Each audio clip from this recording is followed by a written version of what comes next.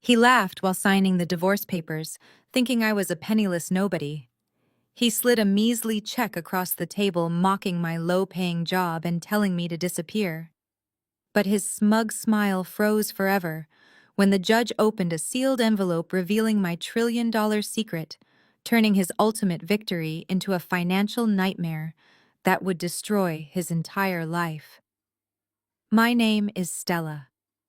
I am 33 years old, and I spent the last 7 years of my life building a throne for a man who decided to lock me out of the castle.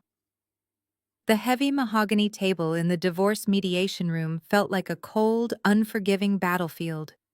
The air conditioning hummed quietly, a sharp contrast to the suffocating tension filling the small corporate office. Across from me sat Richard, my soon-to-be ex-husband. At 35, he had just made partner at one of the most ruthless venture capital firms in Silicon Valley. His tailored Italian suit screamed success, a success I had paid for with my own blood, sweat, and youth. Richard leaned back in his expensive leather chair, a sickeningly arrogant smirk playing on his lips. He reached into his designer briefcase, pulled out his leather-bound checkbook, and scribbled a number with his heavy gold fountain pen. With a careless flick of his wrist, he slid the piece of paper across the polished wood. It came to a stop right in front of my folded hands. I looked down at the harsh ink.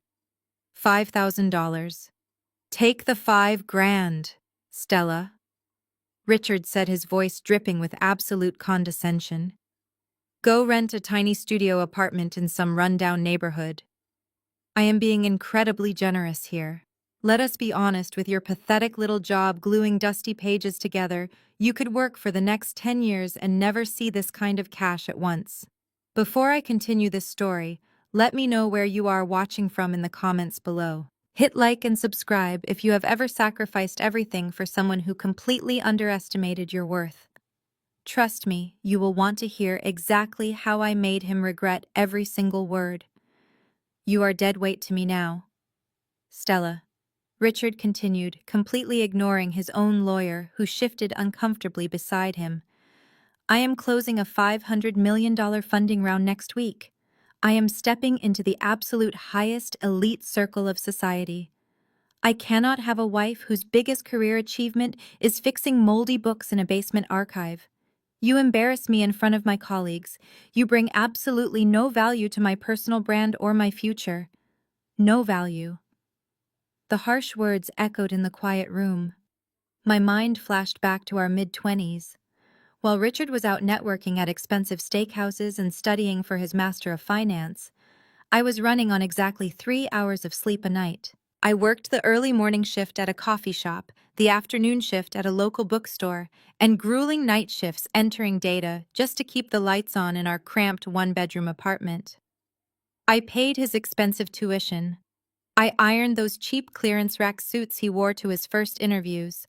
I cooked him warm meals while I survived on instant noodles. I was the stepping stone he proudly walked all over to reach his current heights. Now that he was comfortably at the top, I was just dirt on the bottom of his shiny designer shoe. Look at yourself, Richard scoffed, gesturing vaguely at my simple beige cardigan and practical slacks. You are 33 years old and you have absolutely nothing to show for your life. You have zero ambition. You are perfectly content breathing in dust mites for minimum wage. I need a partner who understands high-level finance, someone who knows exactly how to navigate extreme wealth, not someone who thinks a $5,000 check is a winning lottery ticket. He thought he knew everything about wealth and power. He thought my job as an antiquarian book restorer was just a sad, dead-end hobby for a simple-minded woman. He had absolutely no idea that my quiet, humble life was a carefully constructed shield. He did not know that the woman sitting across from me, quietly taking his verbal abuse, was the sole legal heir to Aegis Global, a massive trust fund holding the core patents for modern artificial intelligence infrastructure. He thought he was throwing pennies at a beggar, completely unaware he was insulting a woman whose true net worth was quietly sitting at over $1.2 trillion. I did not cry. I did not scream or throw the insulting check back in his arrogant face.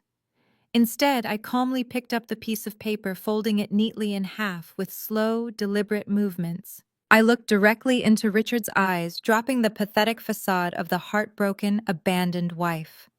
My voice was completely steady, completely empty of any weakness or emotion he expected to see. $5,000, I said softly, tracing the sharp edge of the folded paper. Are you absolutely sure this is your final offer, Richard? Before Richard could even open his mouth to answer, a booming laugh echoed from the wooden benches at the back of the courtroom gallery. The harsh sound shattered the quiet tension of the room. It was Jamal, Richard's brother-in-law.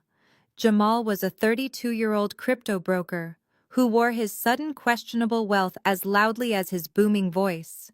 As a black man who had married Richard's younger sister, he constantly sucked up to Richard to gain access to elite venture capital circles. Jamal stood up from the gallery bench, adjusting the cuffs of his bright crimson suit jacket. He made sure everyone in the room caught a glimpse of the oversized, gaudy gold watch strapped to his wrist. Anyone with a trained eye could tell the timepiece was a cheap knockoff, but Jamal paraded it around like it was the crown jewels of England. "Come on, Richard, stop playing games with the charity cases," Jamal called out, his voice practically bouncing off the mahogany walls. "Just make her sign the paper so we can get out of this depressing room. My crypto nodes just hit a massive spike this morning, and I have reservations at a Michelin star restaurant downtown. They have a very strict dress code, so we definitely cannot bring the thrift store queen along with us." I did not even turn around to look at him. Jamal had always been a relentless parasite. For years he ate the warm dinners I cooked, slept on the couch I bought with my hard-earned money, and constantly asked Richard for secret loans from the savings account I built by working 3 jobs. Now that his imaginary internet coins were temporarily up in value, he acted like he was the absolute king of Wall Street. He loved to insult my cheap clothes and my modest lifestyle, completely forgetting who kept him from being evicted just 2 years ago. Suddenly, the heavy double doors of the mediation room swung open again, interrupting the tense silence. The sharp click of designer stilettos announced her arrival before she even spoke a word. It was Sienna. She was 28 years old, the incredibly spoiled daughter of a prominent commercial bank executive, and the exact reason Richard had filed for this divorce. Sienna walked into the room dripping in authentic designer brands, carrying a rare handbag that easily cost more than my entire year's salary at the library archives. She did not even bother to look in my direction. She marched straight past. My chair leaned over the polished mediation table and planted a long theatrical kiss squarely on Richard's lips, right in front of the mediator. "Am I late, baby?" Sienna purred, running her perfectly manicured fingers through his haircut. "Daddy just approved the bridge loan for your new venture capital fund. The money is locked in. We are officially ready to pop the champagne and celebrate our new life together." Richard beamed, his chest visibly puffing out with extreme pride as he wrapped a possessive arm around her slim waist. "Perfect timing, gorgeous. We are just wrapping up the trash collection right now." Sienna finally turned her perfectly contoured face toward me. Her eyes dragged slowly up and down my sensible beige cardigan and my practical slacks. Her lips curled into a look of absolute, unadulterated disgust. She looked at me the exact way someone might look at a dirty stray dog that had somehow wandered into a high-end luxury boutique. "Oh, you are still sitting here," Sienna said, feigning shock. "Listen to me, Stella. Richard told me you are demanding some sort of financial payout. It is honestly embarrassing to watch you beg. He built his incredible career from the ground up entirely by himself. You were just holding him back." I had to forcefully bite the inside of my cheek to keep from laughing out loud at her pure ignorance. "Built it from the ground up. I paid every single cent of his tuition. I typed his final thesis while he slept." Sienna sighed, dramatically unclasped her handbag, and pulled out a designer leather wallet. With a look of profound mocking pity, she pinched a crisp $100 bill between 2 fingers. She carelessly tossed it through the air.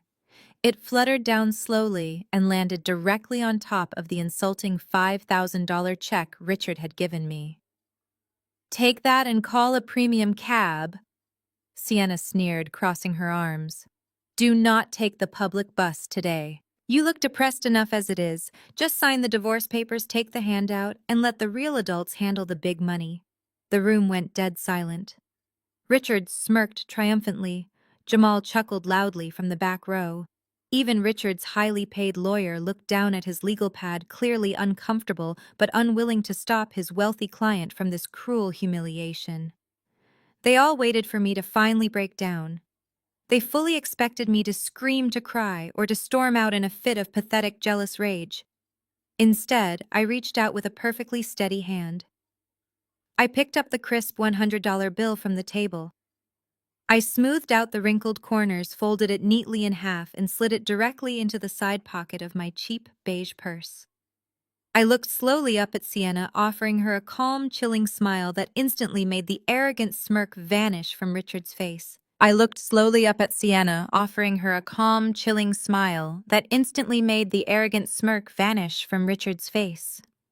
Richard shifted in his expensive leather chair, suddenly uncomfortable under my steady gaze. He cleared his throat loudly and tapped his gold pen against the mahogany table. His high-paid lawyer, a slick man in a pinstripe suit, took that as his cue to wrap things up quickly. The lawyer opened a thick manila folder and pulled out a heavy stack of legal documents. He slid the thick packet across the table, stopping it right next to my purse. "This is the final divorce decree," the lawyer said, his voice smooth and practiced. "However, Richard has instructed me to include a very specific, highly binding post-nuptial addendum. It is a complete and total financial severance agreement." I looked down at the dense paragraphs of legal jargon. I did not need to read the entire document to know exactly what Richard was trying to do. He was terrified. Not of me, but of the paranoid idea that I might somehow come after his newly acquired wealth. "Let me summarize it for you, Stella, since I know complex legal terms confuse you," Richard sneered, leaning forward and planting his elbows aggressively on the table.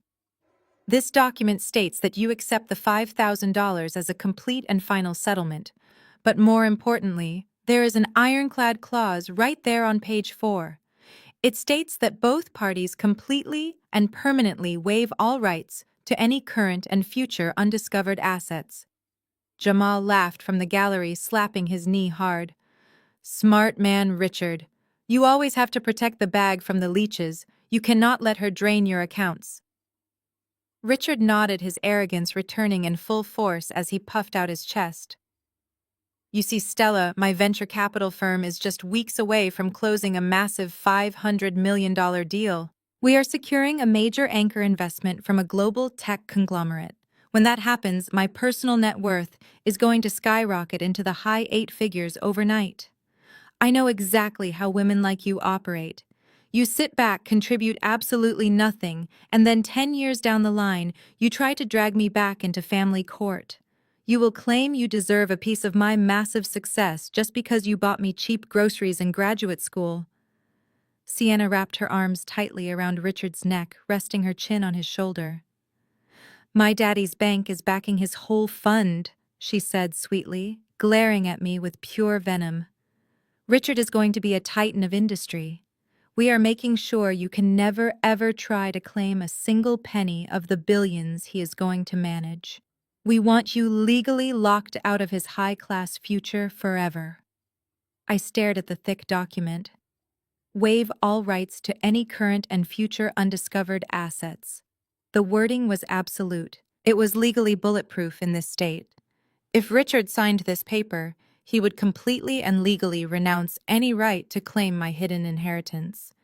He genuinely thought he was building an impenetrable fortress to protect his venture capital money from a broke book restorer. He had absolutely no idea he was actually locking himself out of a $1.2 trillion empire. My heart hammered in my chest, not from sorrow, but from the sheer exhilarating thrill of his profound stupidity. But I could not let him see that excitement. I had to play my part perfectly. I had to make him believe he was ruthlessly forcing me into a corner. I let my shoulders slump forward. I lowered my eyes, staring at the polished wood table, as if I had just been handed a literal death sentence. I allowed my lower lip to tremble just a fraction to sell the performance. I reached out and picked up the heavy gold pen Richard had tossed toward me, letting my fingers shake visibly. Richard the First said, my voice barely above a fragile whisper. I forced a slight waver into my tone, making myself sound terrified and completely desperate. Are you absolutely sure about this? If we sign this specific clause, there is no going back for either of us. You are asking to completely sever all future financial ties no matter what happens. Are you truly certain you want to walk away from any undiscovered assets I might have? The entire room erupted into deafening laughter. Richard threw his head back and laughed so hard his face turned bright red. Sienna giggled uncontrollably into her manicured hand, and Jamal actually stood up from the wooden bench to clap. Undiscovered assets. Richard gasped for air, wiping a tear of mirth from his eye. What undiscovered assets, Stella? A secret stash of expired library cards. A hidden collection of moldy poetry books. Do you have a plastic jar of pennies buried in the backyard that you are desperately trying to hide from me? He slammed his hand down flat on the table, the humor vanishing from his face, instantly replaced by pure cold malice. Stop playing pathetic games and sign the paper, Stella. Sign away your rights to my future, take your little check, and get out of my sight. I did not hesitate any longer. With a hand that was trembling just enough to make my performance believable, I pressed the heavy gold fountain pen to the thick, textured paper. The scratch of the nib echoed in the quiet room as I carefully signed my name on the dotted line. With those few strokes of ink, I officially and permanently waived all my rights to any of Richard's future venture capital millions. But infinitely more important, I legally and permanently severed his right to touch a single penny of my inheritance. The moment I lifted the pen from the page, the suffocating tense atmosphere in the room completely shattered, instantly replaced by a sickening wave of jubilant celebration. Jamal actually cheered out loud, a booming sound of victory, as he marched across the room to loudly high-five Richard. Sienna threw her arms around Richard's neck, squealing with absolute delight, planting another theatrical kiss on his cheek. They celebrated exactly as if they had just won a massive lottery jackpot. Richard's slick lawyer quickly snatched the document away from me, inspecting my signature closely with sharp, calculating eyes before giving his client a firm nod of satisfaction. It was done. The ironclad legal trap was officially set, and my arrogant husband had practically begged me to lock him inside it. Richard stood up from his leather chair, proudly buttoning his expensive Italian suit jacket, with a look of supreme, unquestionable victory. He looked down at me one last time, no longer bothering to hide his absolute contempt. He had gotten exactly what he wanted, and now I was nothing more than an unpleasant chore he needed to sweep away.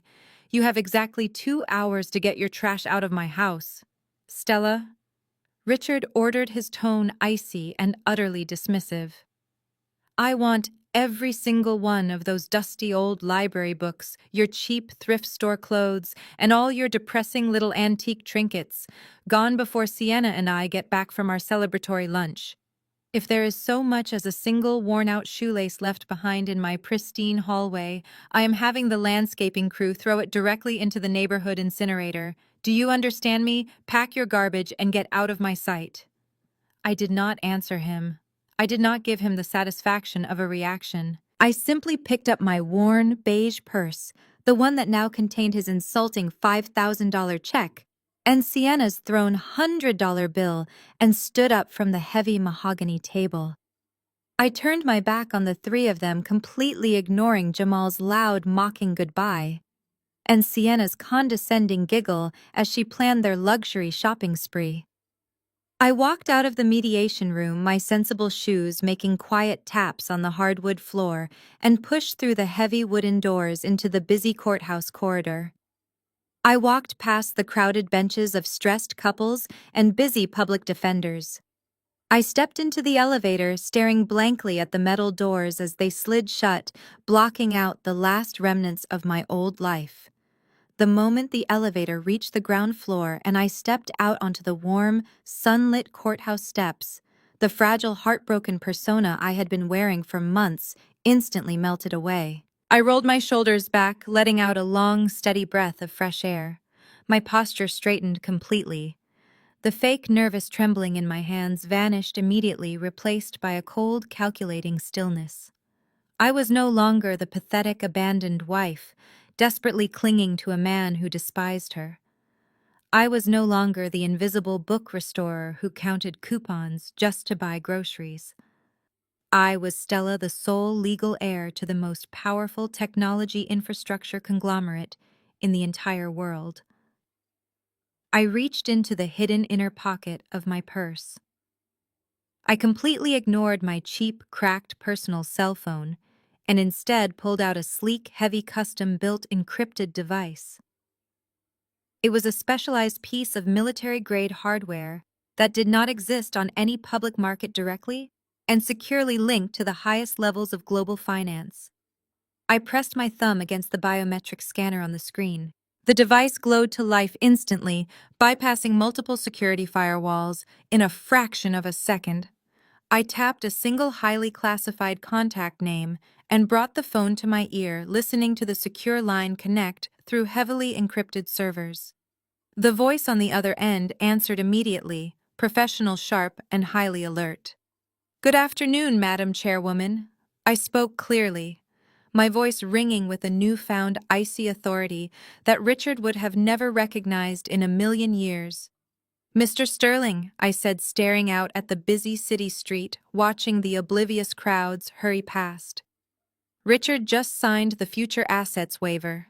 The legal severance is completely finalized and filed with the mediator." There was a brief, highly satisfying pause on the other end of the line before my chief trustee replied. "Understood, madam.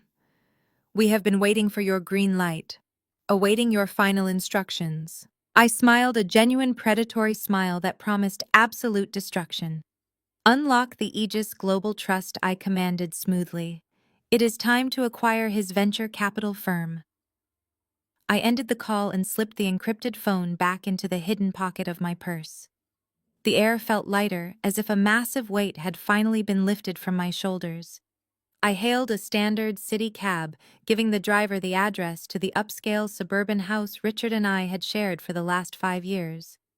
It was a house I had painstakingly decorated on a tight budget, turning a sterile, overpriced property into a warm home while he climbed the corporate ladder. Now I had exactly 2 hours to collect my personal belongings before he and Sienna returned. But as the cab pulled up to the manicured curb of the property, I realized Richard had not even given me those 2 hours. My heart hardened at the sight playing out on the pristine green grass. Brenda. My former mother-in-law was standing on the front porch. She was 62 years old, aggressively attempting to cling to her youth with tight, expensive facelifts and heavily branded designer clothing. Right now, her usually pristine posture was hunched over a heavy cardboard box. With a grunt of effort, she tipped the box forward, sending its contents tumbling down the concrete steps and scattering across the front lawn. I stepped out of the cab, my eyes scanning the destruction. She was not just throwing away my clothes, she was deliberately destroying my professional antique restoration tools and my most treasured memory boxes. Highly specialized custom-made bone folders, imported horsehair brushes, and delicate brass binding presses were scattered in the dirt. These were the precise instruments I used for my craft tools that took years to acquire. Next to them lay broken picture frames holding the only surviving photographs of my late parents, the people who had established the trillion-dollar empire I now controlled. Brenda looked up and saw me standing on the sidewalk. Instead of looking guilty, her face twisted into a mask of pure, vicious triumph.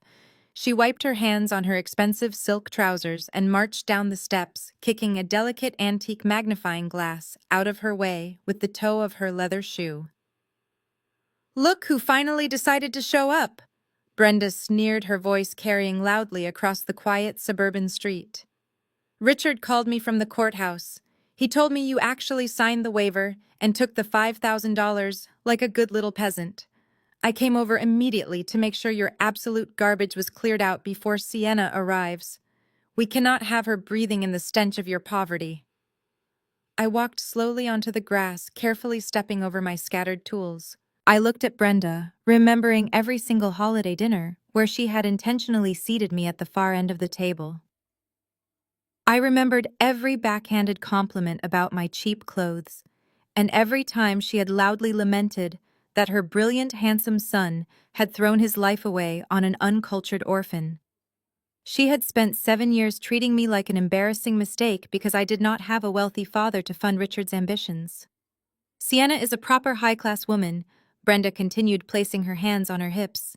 She comes from a real family with a real legacy. Her father is a banking CEO, Stella. Do you even understand what that means? It means she can actually elevate Richard to the elite status he deserves. What could you possibly give him? You have no family, no connections, and no future. You are nothing but an anchor dragging my son down into mediocrity. You should be down on your knees thanking us for letting you live in this beautiful house for as long as you did. She pointed a shaking finger at the scattered boxes on the lawn. Pack up your pathetic little arts and crafts project and get off my son's property. The garbage truck comes tomorrow, but I am not letting this trash ruin our landscaping for another minute. A year ago, her words would have sent me into a spiral of anxiety and self-doubt. I would have scrambled to pick up my broken things, apologizing through tears just to keep the peace. But today, standing on the lawn, with the power of Aegis Global coursing through my veins, Brenda just looked incredibly small. She looked like a foolish, bitter woman, desperately trying to protect a fragile illusion of wealth. I did not panic. I did not raise my voice or scramble to rescue my scattered belongings. I simply stood completely still, letting my eyes sweep over the broken brass tools and the crushed wooden boxes. Then I slowly raised my left arm and checked my watch. You really should not have touched those, Brenda. I said, my voice eerily calm and entirely devoid of the fear she desperately wanted to see. I looked up from my watch and met her angry gaze. Every single one of those antique tools is a registered historical artifact. They are insured for more than your son's entire net worth. Brenda let out a sharp, mocking bark of laughter, completely dismissing my warning. Insured for more than his net worth, she repeated, her voice dripping with venomous sarcasm. You are completely delusional, Stella. Gluing old paper together has finally made you lose your mind. You are just a broke, desperate woman trying to sound important while standing in a pile of her own garbage.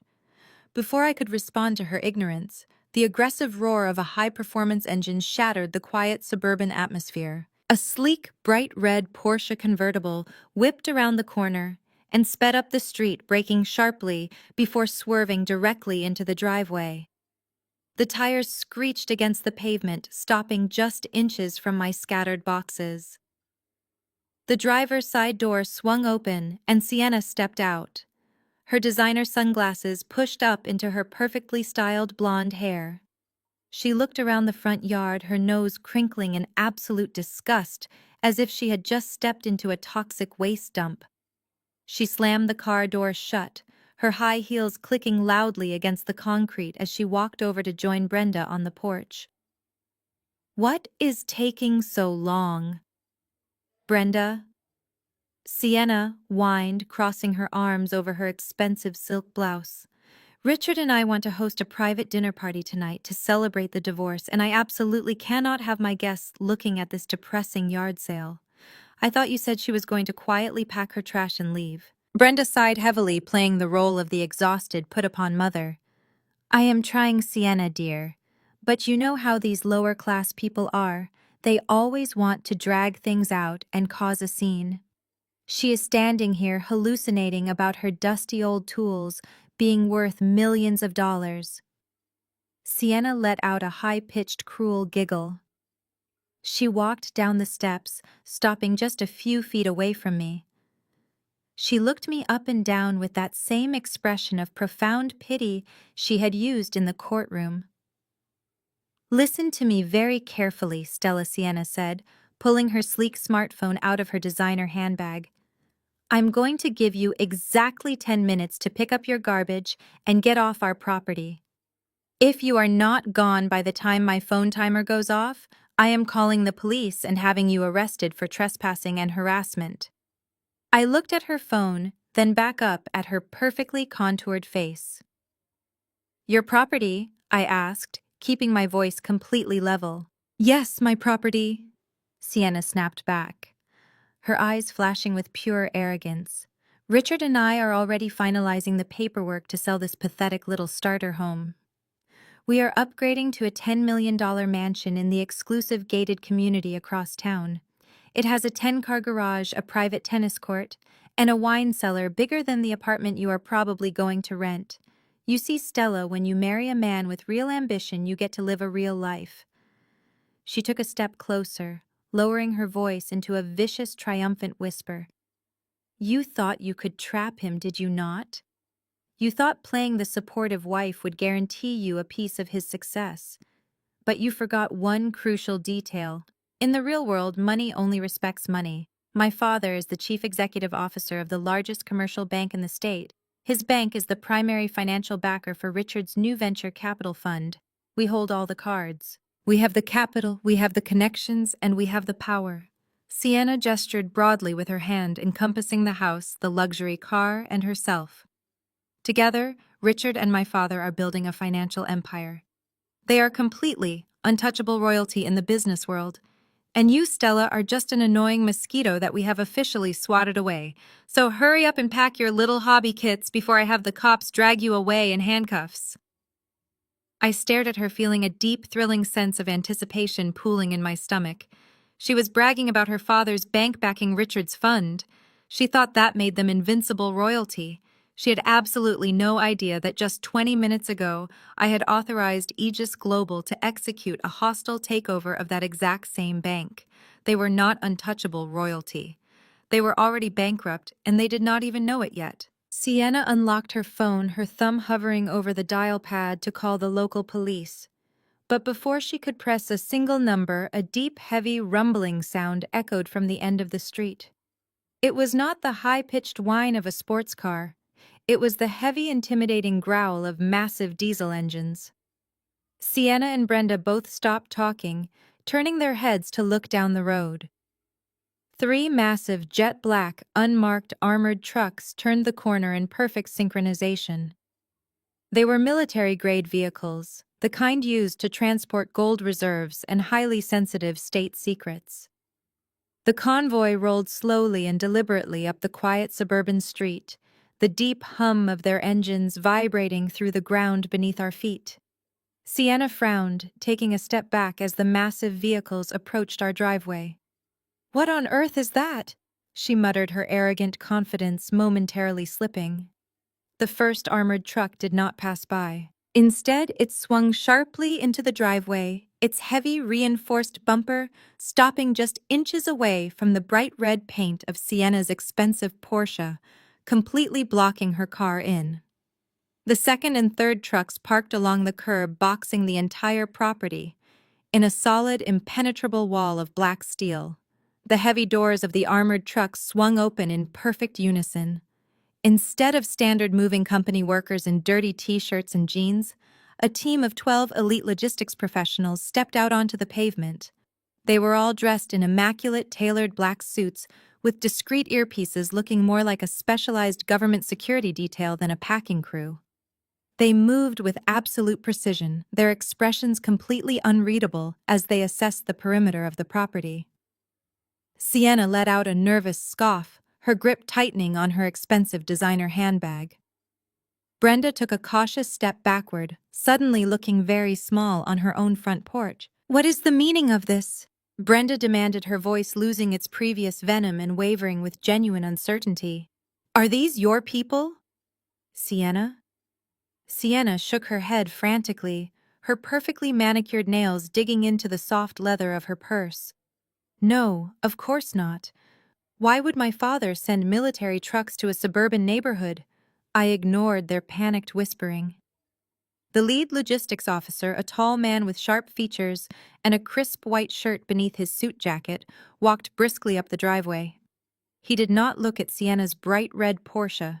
He completely ignored Brenda standing frozen on the porch.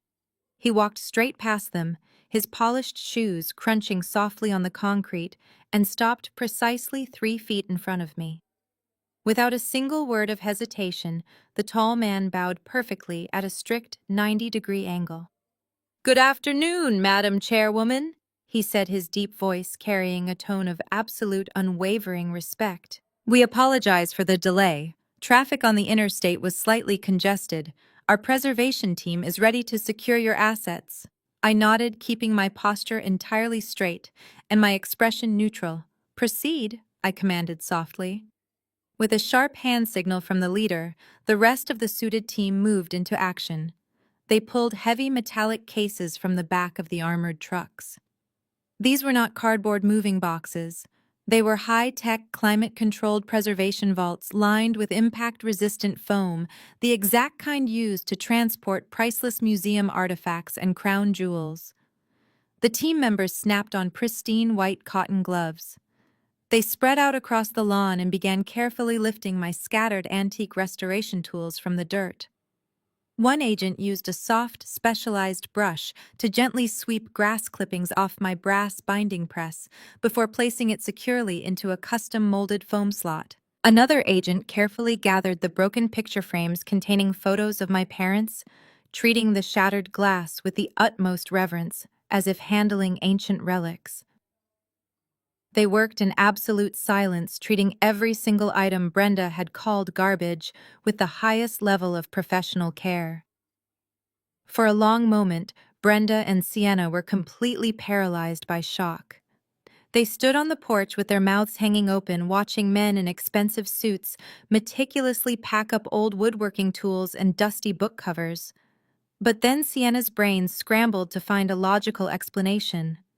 The idea that I could actually command this level of power was completely impossible for her spoiled, narrow mind to comprehend.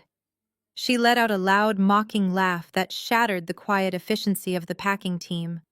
"Oh my God, Brenda!" Sienna gasped, slapping her hand against her thigh in pure amusement. "Do you see what is happening here?" She completely lost her mind. She actually took Richard's $5,000 settlement check and blew the entire thing on hiring a bunch of cheap actors to come pack up her trash. Brenda's face instantly relaxed, her previous fear washing away, replaced by a look of profound, mocking pity. She placed a hand over her chest and sighed. "Stella, this is honestly the most pathetic thing I have ever witnessed in my entire life. Did you really think renting some fake security guards and fancy metal boxes would make us jealous? You rented a moving crew to pack up trash.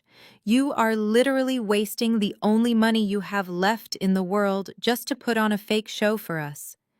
You are going to be completely bankrupt by tomorrow morning." Sienna pulled out her phone again, pointing the camera directly at me. "I have to record this for Richard. He is going to die laughing when he sees you paying men in suits to pack up your moldy library junk. You are such a desperate, broke loser, Stella." I did not flinch. I let them laugh. I let them point their cameras and hurl their insults, knowing perfectly well that their entire world was currently collapsing behind the scenes. The team leader completely ignored the two laughing women on the porch. He stepped forward, pulling a sleek, encrypted titanium tablet from his inside jacket pocket. He tapped the screen twice and held it out to me with both hands. "Madam Chairwoman," he said, his voice easily cutting through Sienna's obnoxious giggling. "The transfer of the $1.2 trillion holding company is complete. Where to next, ma'am?" I looked at the glowing screen of the titanium tablet, verifying the encrypted signatures that officially placed the absolute power of Aegis Global directly into my hands. "Take my personal artifacts to the central vault at the primary estate," I instructed the team leader, my voice steady and commanding.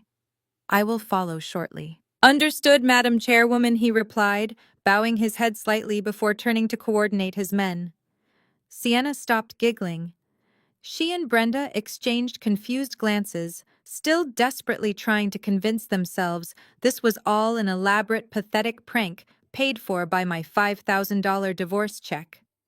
But before Sienna could open her mouth to hurl another insult, the loud, aggressive roar of a modified engine shattered the neighborhood's quiet atmosphere once again.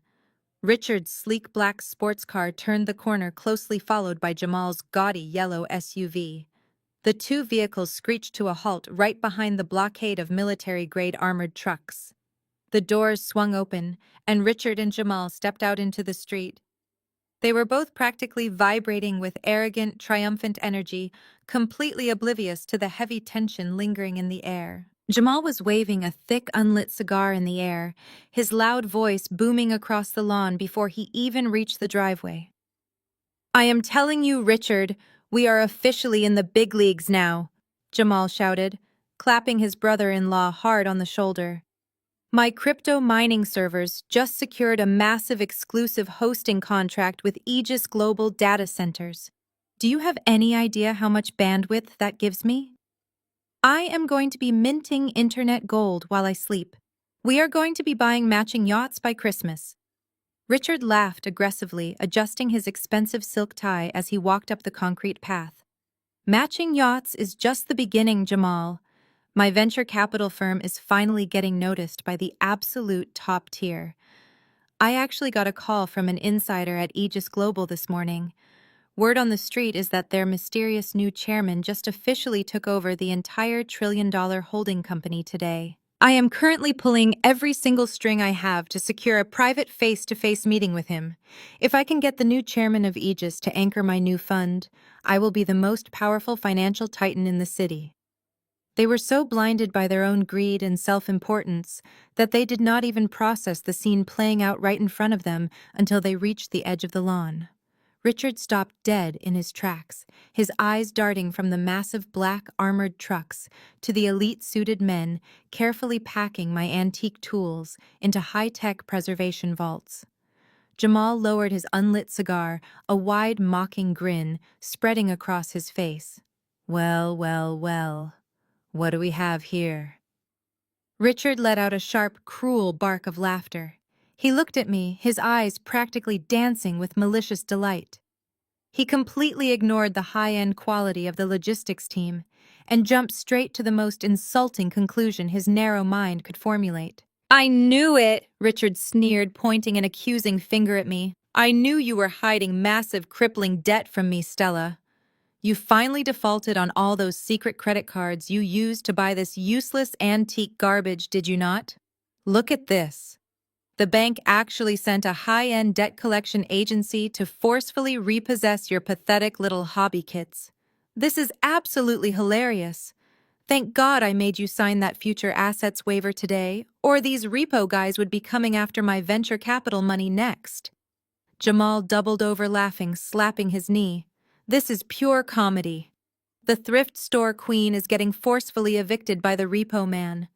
I guess that $5,000 settlement check did not cover your outstanding debts, did it, sister-in-law?" Sienna rushed down the porch steps, wrapping her arms around Richard's waist and kissing his cheek.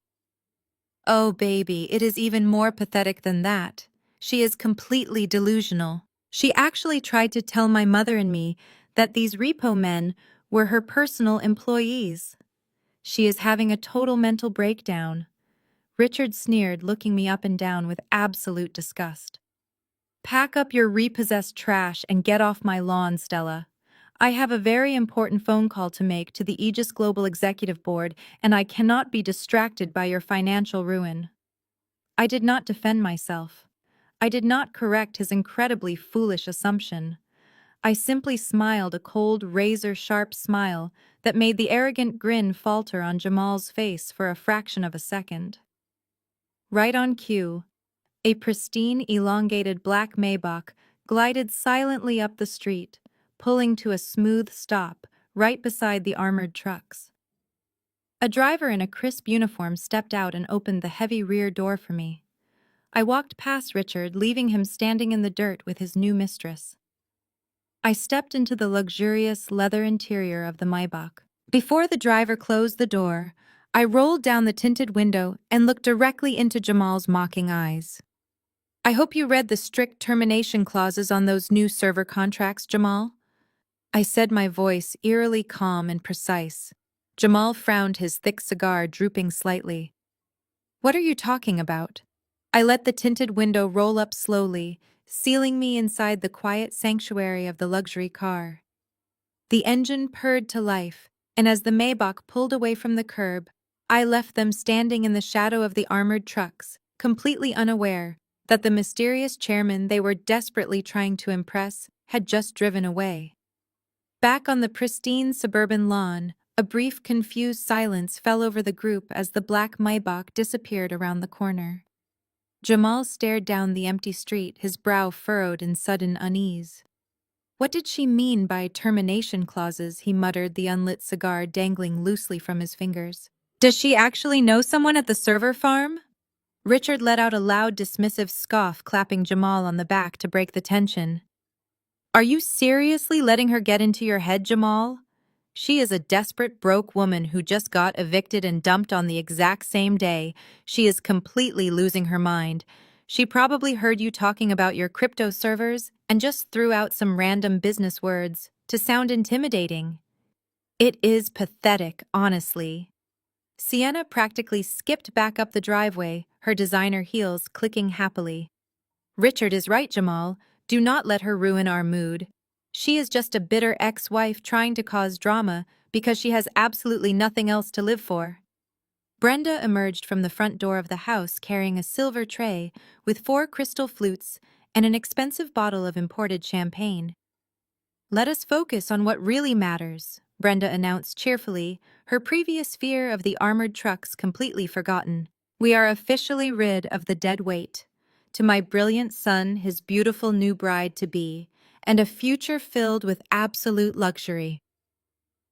Richard grabbed the heavy green bottle, peeled back the gold foil, and popped the cork with a loud, celebratory bang. The champagne bubbled over, spilling onto the manicured grass as they laughed and clinked their crystal glasses together. They stood in the warm afternoon sun, drinking expensive wine and celebrating their perceived victory, completely oblivious to the financial guillotine suspended directly above their heads. Inside the soundproof, climate-controlled cabin of the Maybach, the noise of their obnoxious celebration faded into absolute silence. The plush leather seats absorbed the subtle vibrations of the road as the driver smoothly navigated toward the highway. I settled back into the deep cushions, feeling a profound sense of clarity. I reached into my bag and pulled out the encrypted titanium tablet the logistics leader had handed me earlier. The biometric scanner read my thumbprint, and the massive, sprawling financial network of Aegis Global illuminated the screen. For the first time in my life, I was not looking at a meager checking account or a tight grocery budget. I was looking at the intricate trillion-dollar circulatory system of the American economy, and I held the scalpel. I tapped the screen, accessing the corporate intelligence database. I typed in Jamal's full name first. Within a fraction of a second, his entire financial existence materialized before my eyes.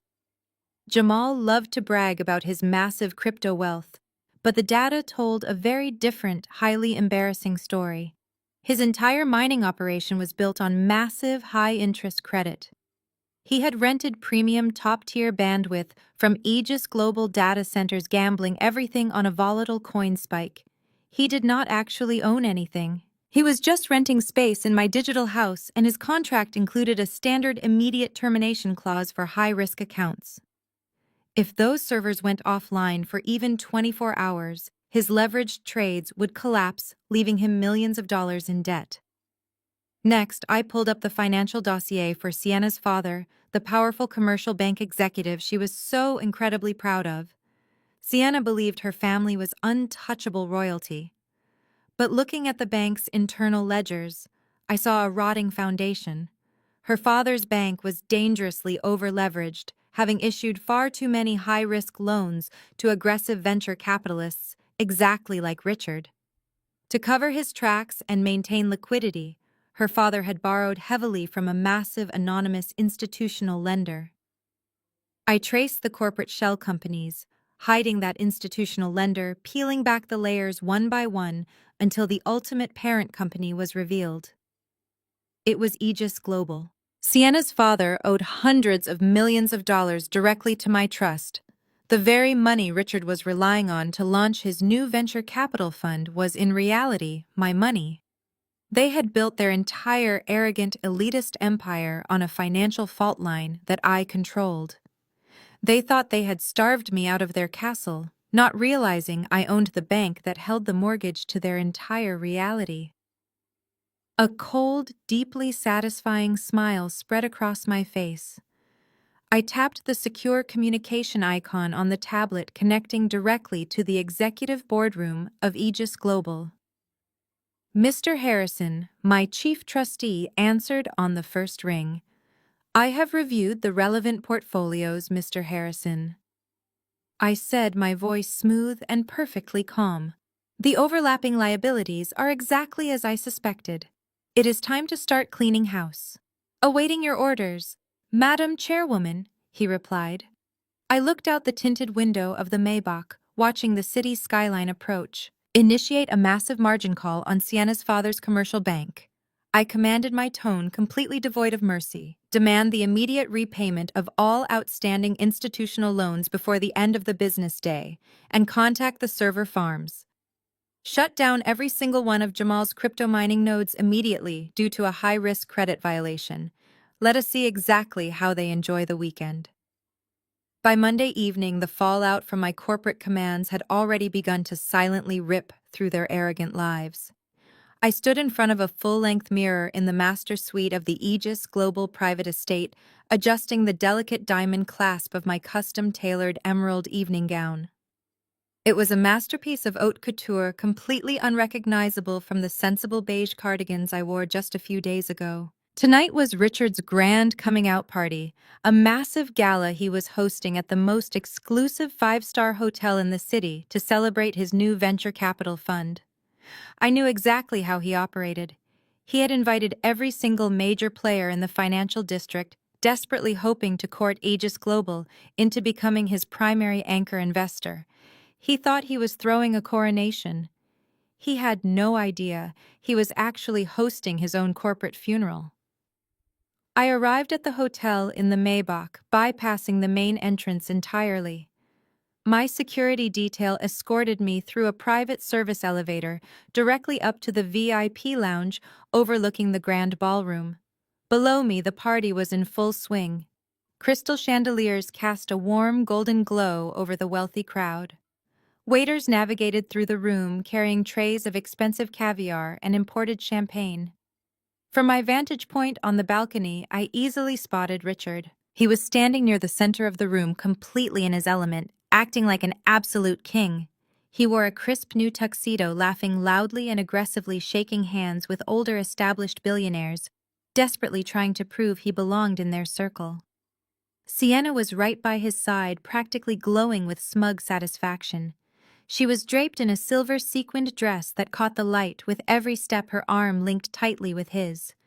She looked exactly like the wealthy trophy wife she had always aspired to be, completely unaware that her father's banking empire was currently hemorrhaging cash because of the margin call I had initiated on Friday. But it was Jamal who caught my eye. Unlike Richard and Sienna, Jamal looked absolutely miserable. He was standing near the open bar, sweating profusely through his bright blue velvet dinner jacket. He kept frantically checking his phone, swiping the screen with trembling fingers, and downing his drink entirely too fast. I knew exactly why he was panicking. His crypto mining servers had been completely dark for over 48 hours. Without that massive influx of cheap bandwidth, his leveraged trades were rapidly collapsing. He was hemorrhaging millions of dollars by the hour, but he was far too proud and far too terrified to admit his absolute failure in front of Richard's elite guests. He was trying desperately to keep up appearances, laughing nervously at jokes he did not hear, and pretending he was still the king of the crypto world. I watched Richard pull out his phone, his face lighting up as he read a new message. He quickly excused himself from a conversation and pulled Sienna and Jamal aside, his voice carrying over the low hum of the party. Listen to me, both of you, Richard said, his eyes wide with frantic excitement. I just got a text from the executive proxy handling the Aegis Global account. The new chairman of the trust is actually in the building right now. They are upstairs in the VIP lounge. Jamal wiped a bead of sweat from his forehead, looking desperate. Are you serious, Richard? You have to get up there. You have to lock down that investment tonight. If you get Aegis money, we are set for life. I could really use a win right now. Sienna gasped, clutching Richard's arm tightly. Oh my God, baby, this is it. This is your moment. You have to go up there and show them exactly why you are the best investment in this entire city. Richard puffed out his chest, straightening his bow tie with supreme confidence. Do not worry. I know exactly how to handle these old money billionaires. They respect aggressive ambition. I am going to go up to that lounge, introduce myself, and walk out of there with a $500 million commitment. You two stay here and mingle. I will be right back with the greatest news of our lives. He turned sharply on his heel, signaling to the security guard guarding the velvet rope at the base of the VIP staircase. I watched from the shadows of the balcony as he flashed his host credentials, completely blind to the reality waiting for him at the top of the stairs. I stepped away from the railing and walked back into the softly lit luxury of the private lounge, taking a seat on a plush leather sofa. I crossed my legs, smoothing the fabric of my emerald gown, and waited for my arrogant ex-husband to come begging for my money. Richard confidently marched up the curved velvet-lined staircase, but he was not alone for long. I heard the frantic clicking of designer heels and heavy footsteps quickly following him. Sienna and Jamal simply could not contain their desperate greed and overwhelming anxiety. Ignoring Richard's strict instructions to stay downstairs, they had pushed past the security guard, eager to get a glimpse of the trillion-dollar savior they thought would rescue their crumbling finances. The three of them burst through the double doors of the VIP lounge, their eyes wide and practically darting around the room like starving animals looking for a meal. The private lounge was massive, decorated with dark mahogany, imported leather, and priceless modern art. It was designed for absolute discretion, keeping the true elite completely separated from the loud, desperate networking happening in the ballroom below. Richard aggressively smoothed his tuxedo jacket, pasting on his most charming and practiced smile. He scanned the dimly lit room, clearly searching for an older, distinguished gentleman, a silver-haired titan of industry. Instead, his eyes landed on a seating area in the far corner, completely cordoned off by four towering, broad-shouldered men in immaculate black suits. Richard's face lit up with greedy anticipation.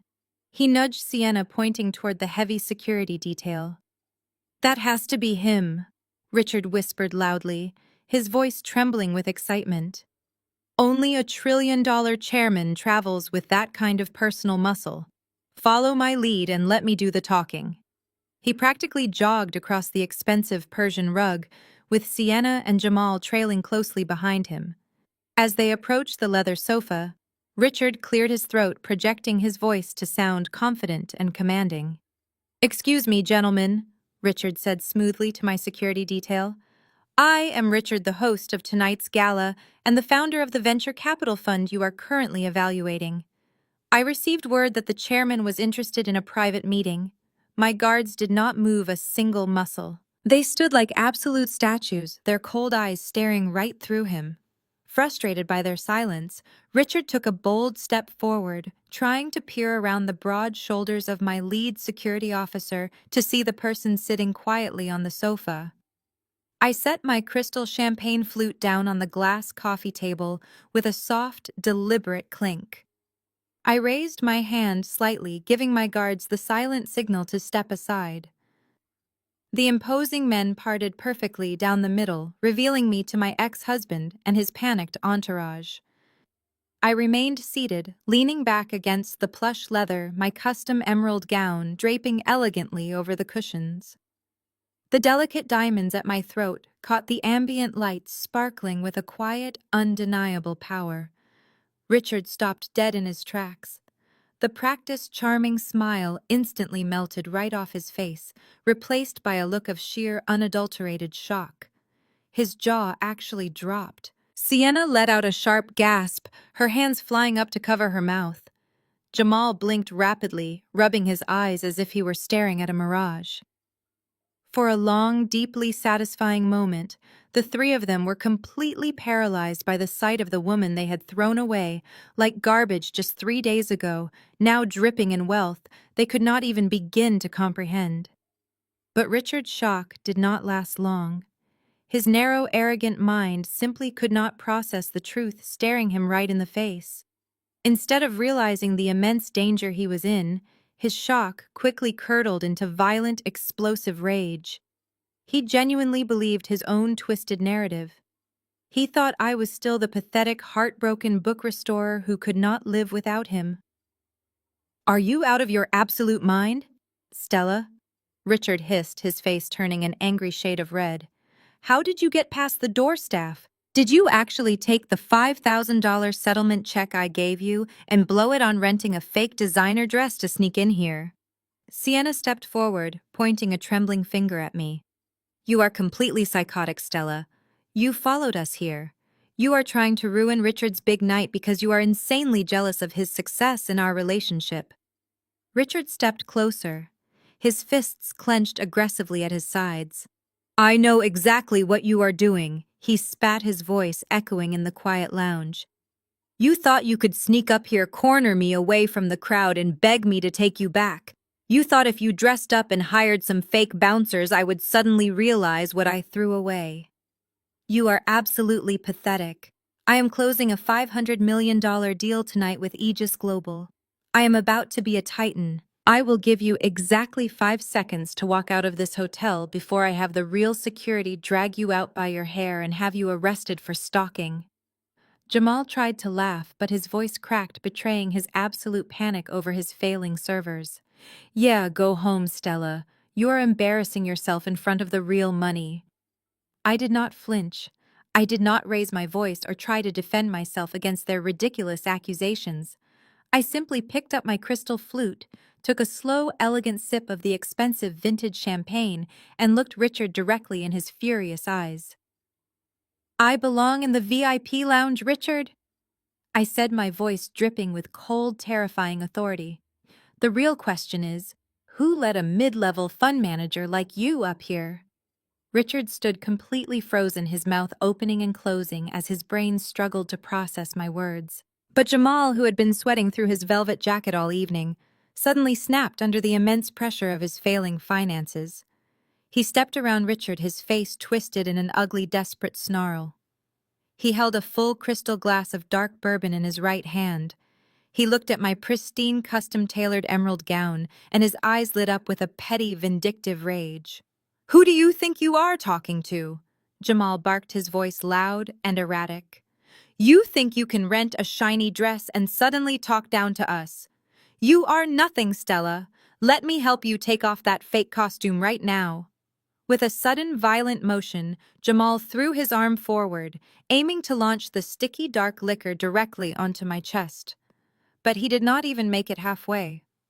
Before the liquid could even leave the rim of the glass, the towering lead security officer standing to my left moved with terrifying speed. His massive hand shot out like a steel trap, clamping down viciously onto Jamal's wrist. The officer twisted Jamal's arm backward at a sharp, unnatural angle. Jamal let out a high-pitched inches away from the hem of my gown. The bourbon splashed harmlessly onto the carpet inches away from the hem of my gown. The security officer did not let go. He pressed his thumb precisely into a nerve on Jamal's wrist, forcing the large man to his knees right in the middle of the VIP lounge. "Let go of me!" Jamal screamed, tears of pain instantly springing to his eyes as he struggled weakly against the guard's iron grip. "This is assault! You are breaking my arm! Richard, call the police right now! They are attacking me!" Richard finally snapped out of his daze, puffing up his chest and stepping forward aggressively. "Take your hands off my brother-in-law," Richard demanded, pointing a trembling finger at the stoic guard. "I am the host of the massive gala downstairs. I have spent hundreds of thousands of dollars at this hotel tonight. I will have you all thrown in jail for this." The loud commotion and the sound of shattering glass had immediately drawn attention. The heavy mahogany doors of the VIP lounge swung open again, and the hotel general manager rushed in, followed by two of the hotel's own security staff. He was a distinguished older man in a pristine tuxedo, looking incredibly panicked by the disturbance in his most exclusive suite. Jamal saw the manager and immediately started yelling even louder. "Help me! This crazy woman snuck in here with fake security guards and they are assaulting me. I want her arrested. I want her thrown out on the street." Richard crossed his arms, looking at the manager with absolute arrogance. "You need to handle this immediately," Richard instructed in his best commanding voice. "This woman is a trespasser. She is harassing my family. Remove her and her hired thugs from the premises right now, or I am pulling my entire event from your hotel." The general manager did not even look at Richard. He completely ignored Jamal, who was still kneeling on the floor and whining in pain. Instead, the manager rushed past them, his face pale with sheer terror. He stopped right in front of the glass coffee table, clasped his hands tightly in front of him, and bowed deeply toward the leather sofa where I sat. "Madam," the manager gasped, his voice trembling with profound apology. "I am so incredibly sorry. I had absolutely no idea these aggressive individuals had bypassed the downstairs security check to bother you. Are you completely unharmed? Shall I have the local authorities remove them from the property immediately?" Richard blinked, completely stunned. "What are you doing?" Richard demanded, his voice cracking. "Why are you bowing to my ex-wife? She is a broke librarian." The manager finally stood up straight and turned his head to glare at Richard with absolute disdain. "I strongly suggest you lower your voice, sir. You are currently yelling at the majority shareholder of this entire luxury resort property.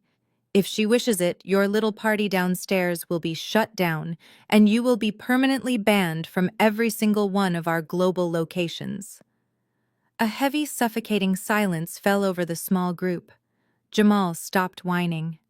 The security guard finally released his wrist, letting him slump onto the floor in a pathetic heap. Sienna looked back and forth between the manager and me, her perfectly contoured face contorted in disbelief. But even now, faced with indisputable proof of my power, Richard's fragile ego refused to accept the truth. He looked at my expensive gown, my diamond jewelry, and the terrified hotel manager. A twisted, deeply misogynistic smile slowly spread across Richard's face as he forcefully convinced himself of the only narrative his brain could handle. "Oh, I see exactly what is happening here," Richard said, letting out a dark, mocking laugh. "You did not inherit anything, Stella. You finally found someone to fund your life. You are sleeping with the real chairman of Aegis Global, are you not? You found some rich, pathetic old man who owns this hotel, and you convinced him to let you play dress-up to get revenge on me." I stared at him, marveling at the sheer depth of his delusion. His fragile ego simply could not process the fact that a woman he considered beneath him was actually holding the keys to the kingdom. He would rather invent a disgusting, misogynistic fantasy than accept his own profound miscalculation. Before I could even open my mouth to completely shatter his pathetic illusion, a sharp, piercing ringtone echoed through the tense VIP lounge. It was Sienna's designer smartphone. She jumped, slightly startled by the loud noise cutting through the heavy silence. She pulled the phone out of her expensive clutch, glancing at the screen with intense annoyance. It was her father, the powerful commercial banking executive she had been bragging about for months. Sienna rolled her eyes, assuming he was calling to ask how Richard's grand networking event was going. She tapped the screen and brought the phone to her ear, letting out a dramatic sigh. "Daddy, we are right in the middle of a very important confrontation," Sienna whined, her voice dripping with spoiled entitlement. But the voice on the other end of the line was not the confident, booming tone of a banking titan. It was the weak, wheezing gasp of a man whose entire universe had just violently collapsed.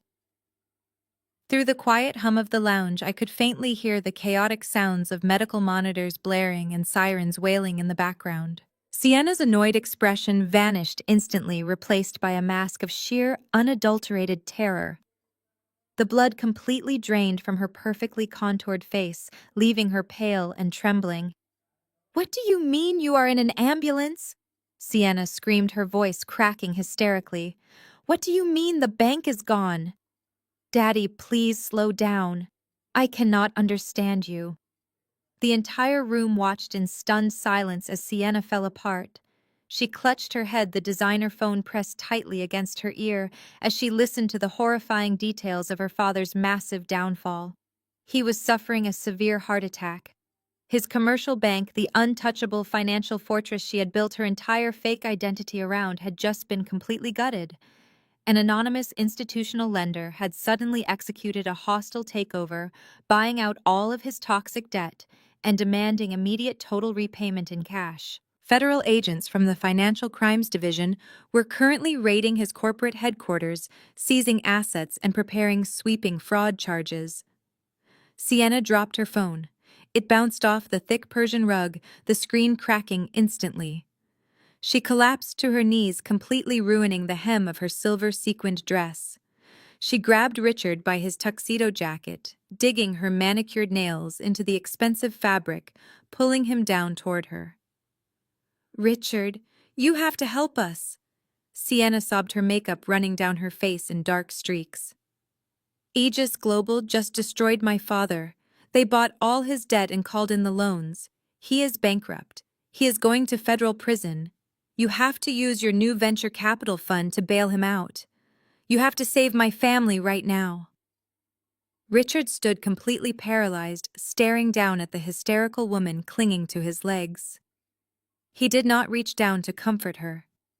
He did not promise to save her father. Instead, a sickening realization visibly washed over his arrogant face. The color drained from his cheeks as the mathematical reality of his situation finally clicked in his narrow mind.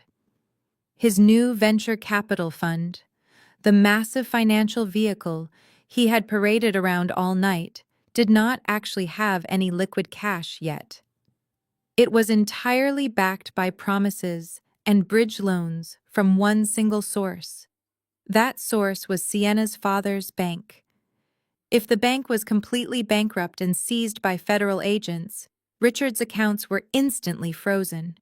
His entire fund was dead in the water. He was suddenly millions of dollars in the hole, standing in a rented five-star ballroom that he absolutely could not pay for. His breathing turned ragged. He stumbled backward, ripping his jacket out of Sienna's desperate grip, completely ignoring her loud, agonizing sobs on the floor. "My money!" Richard gasped, clutching his chest as if he were having a panic attack of his own. "My accounts are tied to that bank. Everything is frozen, as if the universe itself was demanding ultimate immediate justice." Richard's phone vibrated violently in his tuxedo pocket. He practically tore the phone out, his hands shaking so violently he could barely unlock the screen. He opened his secure email application. It was a high-priority encrypted message directly from the executive board of Aegis Global. I sat back on the leather sofa, taking another sip of my champagne, watching his entire life shatter into irreparable pieces. Richard stared at the glowing screen, his eyes wide and hollow. He read the short, brutal message out loud, his voice barely a terrified whisper. "Your funding is denied. Your firm is facing an audit.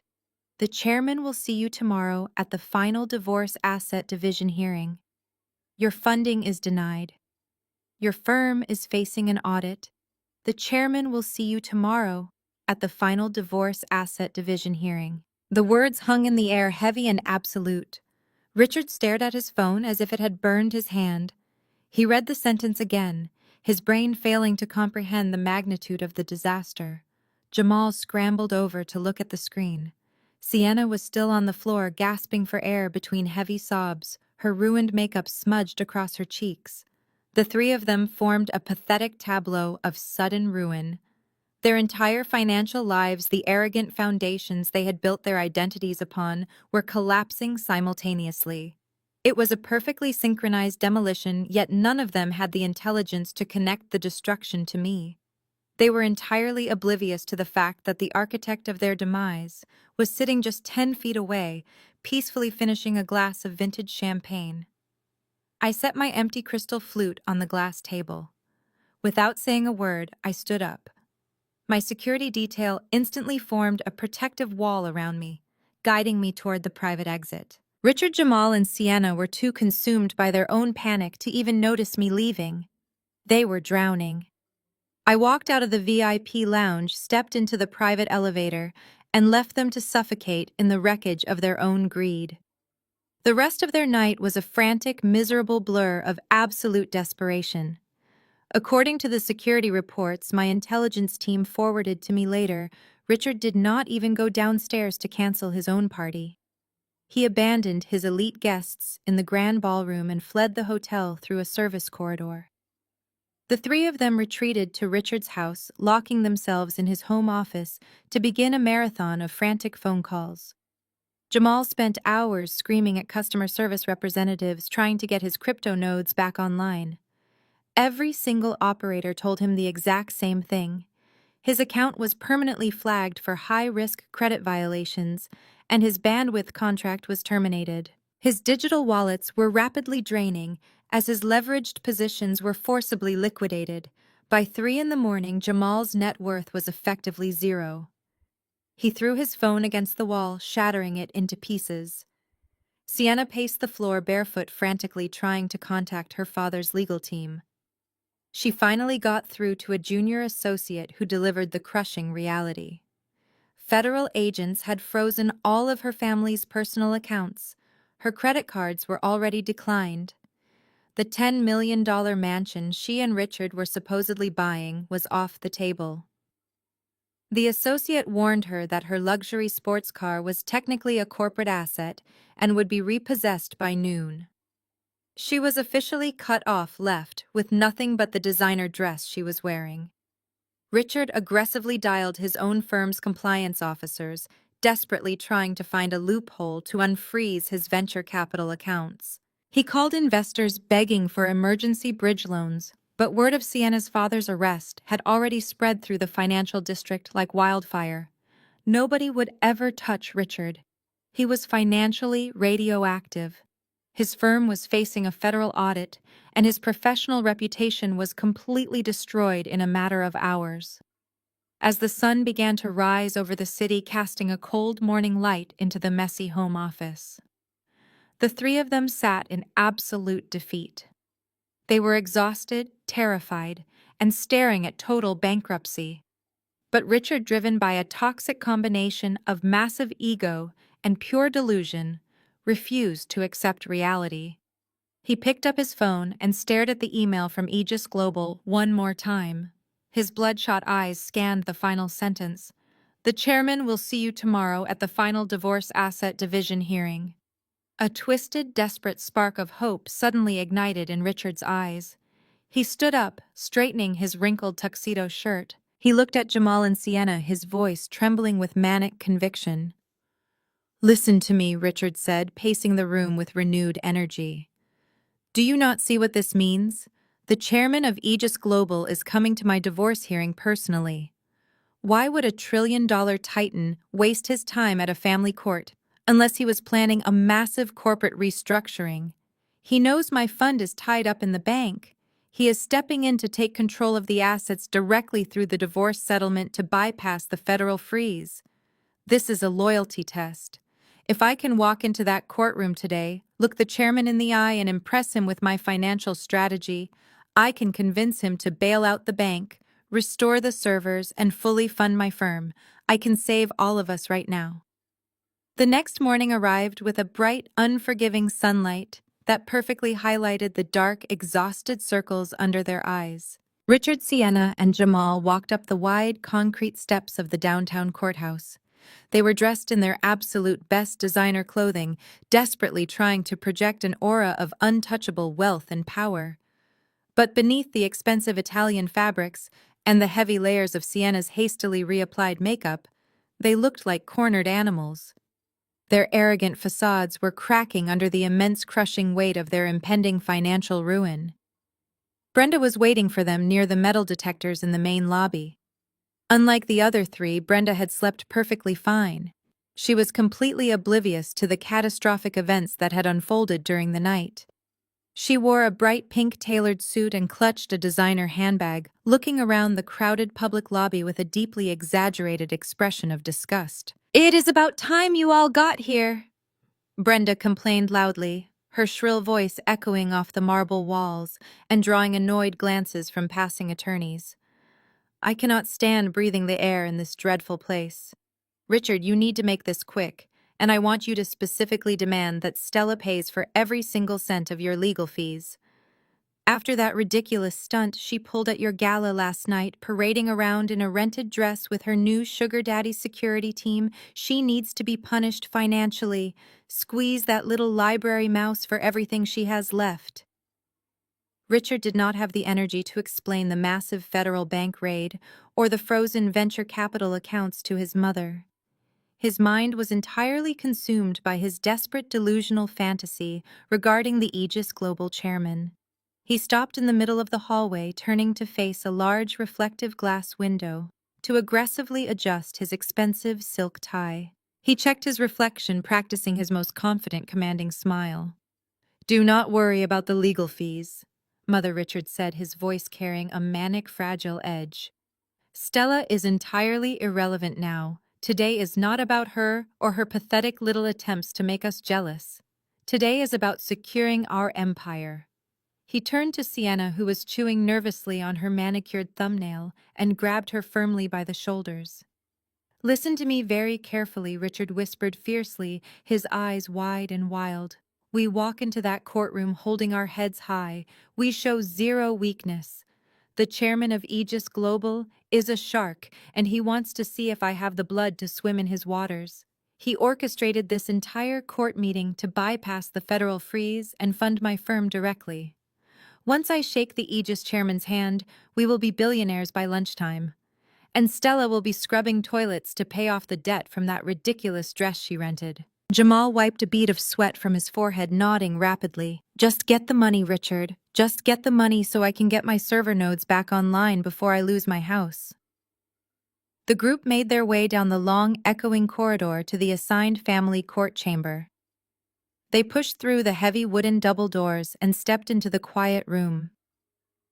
The space was standard and unremarkable, featuring two large wooden tables facing a raised judge's bench.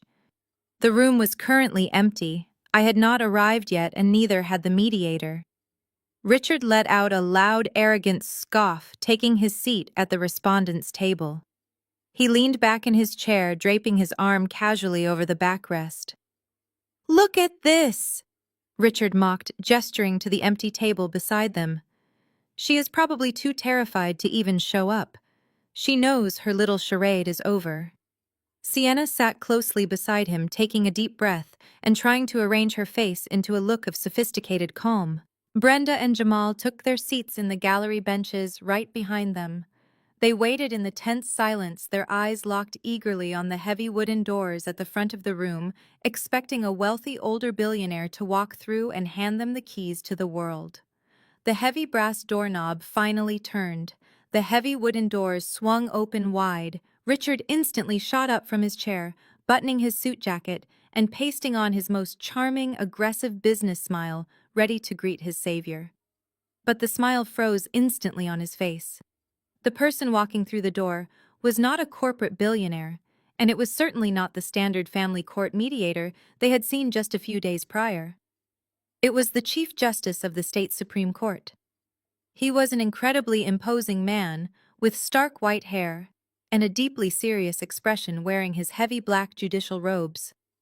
And he was not alone. Flanking the Chief Justice on both sides were four heavily armed federal agents, wearing dark suits and tactical earpieces, their hands resting cautiously near their holstered weapons. The sheer authority radiating from the group instantly suffocated the remaining oxygen in the room. Richard swallowed hard, his practiced smile faltering slightly.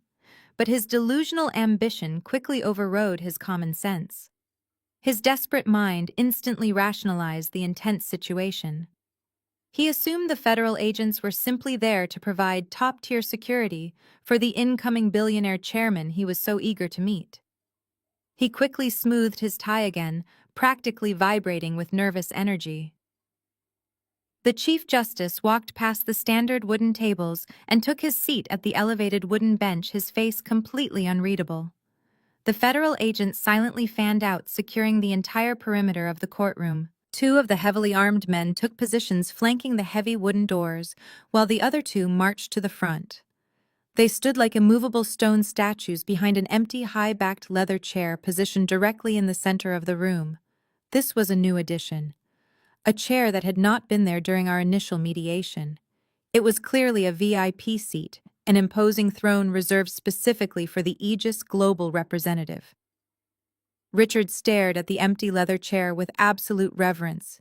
He nudged Sienna, pointing at it discreetly, whispering that their financial savior was moments away. But just as Richard prepared to eagerly approach the judge's bench, the heavy wooden doors opened one more time. I stepped into the courtroom. I was not wearing a rented evening gown, and I was certainly not wearing my old sensible librarian clothes. I wore a perfectly tailored, razor-sharp charcoal business suit, carrying nothing but a sleek, unmarked leather portfolio. My posture was completely straight, my expression entirely unbothered. Richard saw me, and his face instantly twisted into a mask of pure, panicked fury. He darted across the room, intercepting me in the middle aisle. He grabbed my arm roughly, his grip bruising as he tried to forcefully steer me toward the back of the room. "What are you doing? Walking down the center aisle?" Richard hissed, his voice a frantic, aggressive whisper. "I told you to stay out of the way. The chairman of Aegis Global is about to walk through those doors at any second. If a man of his incredible stature sees a pathetic, broke woman like you sitting at the main mediation table, he will think my entire firm is a complete joke. You are going to offend him before I even get a chance to speak.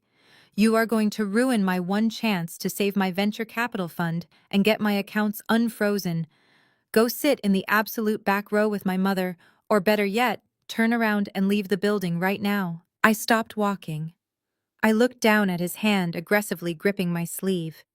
I did not flinch, I did not argue, and I certainly did not pull away. I simply stared at his fingers with cold, terrifying indifference until the heavy, freezing silence made him uncomfortable enough to slowly let go. I did not say a single word to him. I casually adjusted my suit jacket, stepping around him as if he were nothing more than an inconvenient piece of furniture. I continued walking down the center aisle. I walked right past the petitioner's table where my cheap folding chair usually sat. I walked right past Richard's expensive legal team, ignoring their confused stares. I walked directly to the absolute center of the room, approaching the heavy, high-backed leather chair, guarded by the federal agents. This was the exact seat Richard believed was meant for his billionaire savior.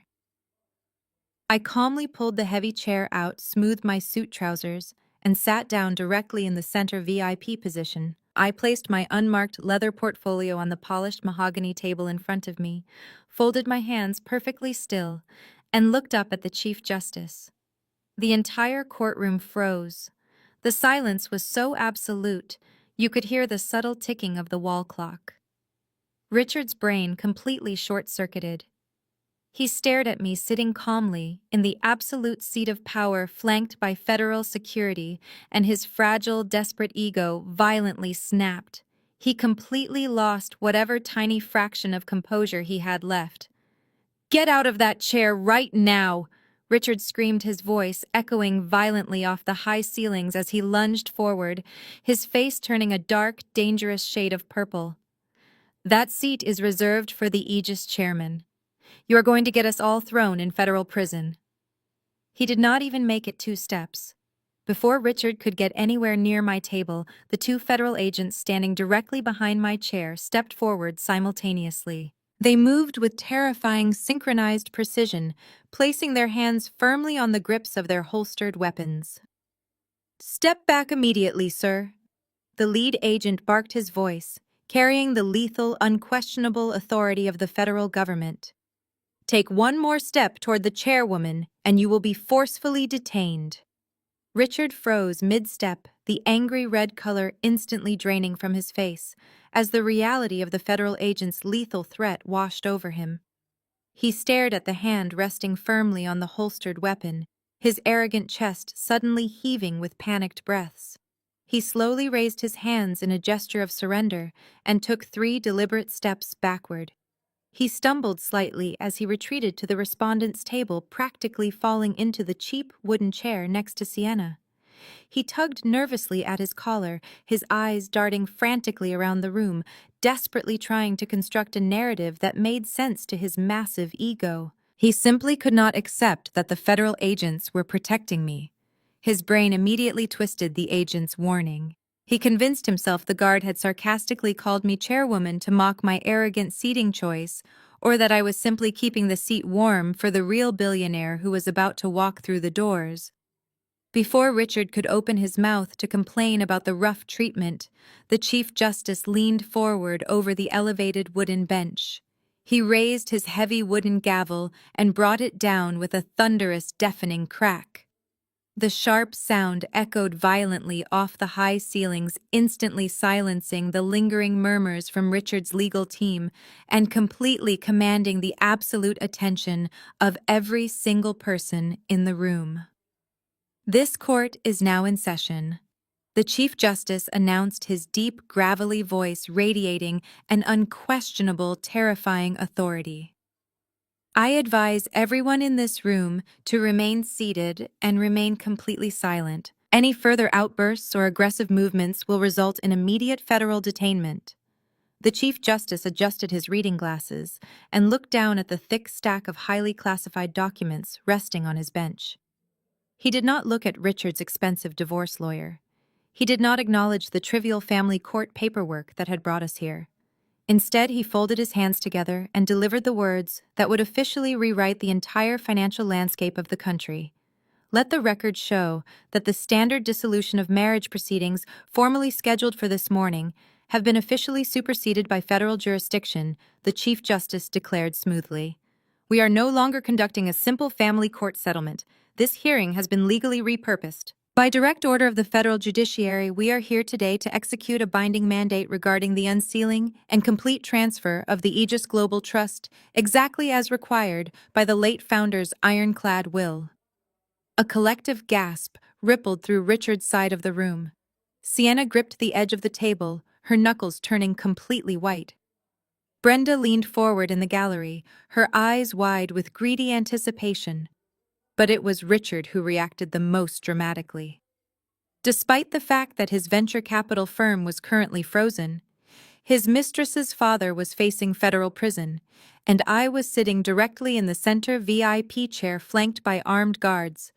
Richard's delusional arrogance reached an absolute peak. He heard the words Aegis Global Trust, and his mind completely erased every single negative consequence of the past 24 hours. He genuinely believed his manic theory was unfolding perfectly. Richard turned around in his chair, leaning over the low wooden railing separating the tables from the gallery. He looked directly at Jamal, who was still sweating profusely from his massive crypto losses. Richard flashed a wild, triumphant smirk that stretched from ear to ear. "See?" Richard whispered loudly, his voice vibrating with absolute, unfiltered greed. "I told you exactly what was going to happen. The chairman is using my divorce proceeding as a legal smokescreen to execute a massive corporate merger. He froze the bank to test my resilience, and now he is stepping in to personally fund my firm. I am the chosen one, Jamal. We are about to be untouchable billionaires." Jamal wiped his forehead with a trembling hand, a desperate smile finally breaking through his panic. He nodded frantically, fully buying into Richard's insane fantasy. They both turned their attention back to the front of the room, practically vibrating in their seats, as they waited for an imaginary older gentleman to walk out of the judge's chambers and hand them a massive fortune. The Chief Justice completely ignored Richard's obnoxious whispering. He gestured to the senior legal counsel standing near the bench. The lawyer stepped forward carrying a small, velvet-lined tray. Resting precisely in the center of the tray was an old, thick parchment envelope. The Chief Justice reached down and picked up the heavy envelope. It was secured shut with a massive pool of dark crimson wax, deeply stamped with the imposing crest of Aegis Global. He held it up for the official court cameras to record. He looked directly at me, offering a subtle, respectful nod, and then he firmly broke the wax seal. The loud, crisp snap of the breaking seal echoed through the space, and the entire room went absolutely terrifyingly dead silent. The loud, crisp snap of the breaking seal echoed through the space, and the entire room went absolutely terrifyingly dead silent. The Chief Justice pulled a thick stack of aged, heavy parchment from the envelope. He smoothed the pages flat against the polished wood of his elevated bench. The silence in the courtroom was so profound and heavy that you could hear the subtle rustle of the thick paper shifting. He adjusted his reading glasses, his expression entirely stoic, and began to read aloud. His deep voice carried the absolute, unyielding weight of federal law. Let the record reflect the unsealing of the Master Trust document for Aegis Global, the Chief Justice declared smoothly. I will now read the official summary of the holding company's primary assets into the record to establish the sheer scale and magnitude of this federal transfer. He paused, running his index finger deliberately down the first page of the ancient document. The Aegis Global Trust currently holds undisputed outright ownership of 40% of the critical data center infrastructure across the entire United States. This staggering portfolio includes the primary server farms powering the Eastern Seaboard's financial sector, the Western technology corridors, and the most secure encrypted communication networks in the world. Jamal gasped audibly. He leaned over the low wooden railing, separating the gallery from the main floor, his eyes practically bulging out of his head. 40%, Jamal whispered frantically, his voice shaking with absolute disbelief. Richard, do you understand what that means? If you get even a tiny fraction of that control for your new fund, I can run 1 million crypto nodes on premium bandwidth. I can get my servers back online today. We can buy matching mega yachts by next week. We will be kings. Richard did not even turn around to look at his desperate brother-in-law. He was completely mesmerized, practically salivating as he stared up at the Chief Justice. He gripped the edge of the respondent's table so tightly that his knuckles turned stark white. He was already spending the limitless money in his mind, envisioning himself ringing the opening bell on Wall Street, flanked by supermodels and boarding private jets. He genuinely believed this massive, unprecedented empire was being handed to him on a silver platter because of his brilliant venture capital networking. Furthermore, the Chief Justice continued turning to the next heavy page. The trust retains exclusive rights and full ownership of over 3,000 core artificial intelligence patents. These specific patents form the foundational, irreplaceable architecture for modern global telecommunications, defense networking, and automated banking systems. The real estate portfolio also includes prime unencumbered commercial skyscrapers in Manhattan, London, Tokyo, and Geneva. Sienna let out a breathless, desperate sound. She pressed her manicured hands against her chest, her mind instantly calculating how many designer bags, luxury sports cars, and private islands she could buy once Richard secured this massive partnership. She completely forgot about her father currently suffering a severe heart attack in federal custody. The sheer, overwhelming magnitude of the wealth being described temporarily erased every single one of her problems. She looked at Richard with absolute worship, thinking she had successfully tied herself to the wealthiest man on the planet. Brenda, however, was getting restless in the gallery. She kept shifting in her hard wooden seat, craning her neck to look over her shoulder at the heavy double doors at the back of the courtroom. She frowned deeply, tapping her expensive designer handbag impatiently against her knee. "Where is he?" Brenda whispered loudly to Jamal, her tone laced with wealthy entitlement. "The judge is reading the list of all these magnificent assets, but the billionaire chairman is still not here. Is he going to make a dramatic entrance at the end?" Richard needs to be ready to stand up, shake his hand, and close the deal immediately. Richard nodded sharply at his mother's words, aggressively adjusting his expensive silk tie one more time. He sat up completely straight, puffing out his chest, ready to leap to his feet the moment an older distinguished gentleman walked through those doors to claim the empty throne. He was completely blind to the fact that the throne was already occupied.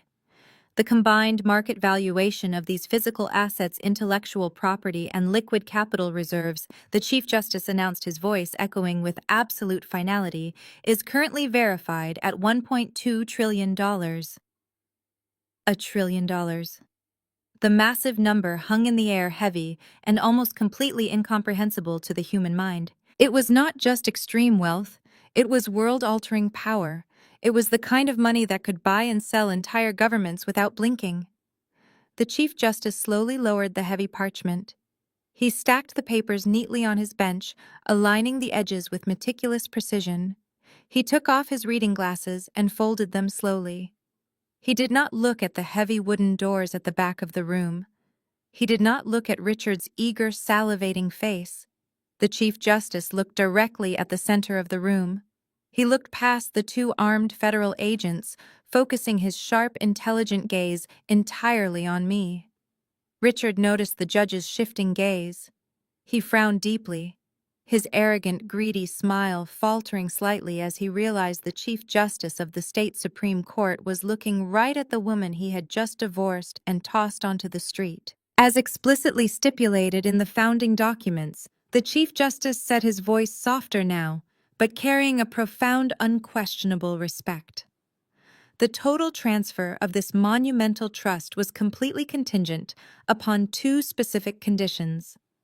The first was the sole beneficiary reaching her 33rd birthday. The second was the legal binding severance of all parasitic, opportunistic financial ties. The Chief Justice picked up a secondary piece of paper. It was the heavily biased post-nuptial divorce decree Richard had aggressively forced me to sign just 24 hours ago. The judge held it up for the entire room to see. With the filing of this final waiver yesterday afternoon, both conditions have been flawlessly met, the Chief Justice declared.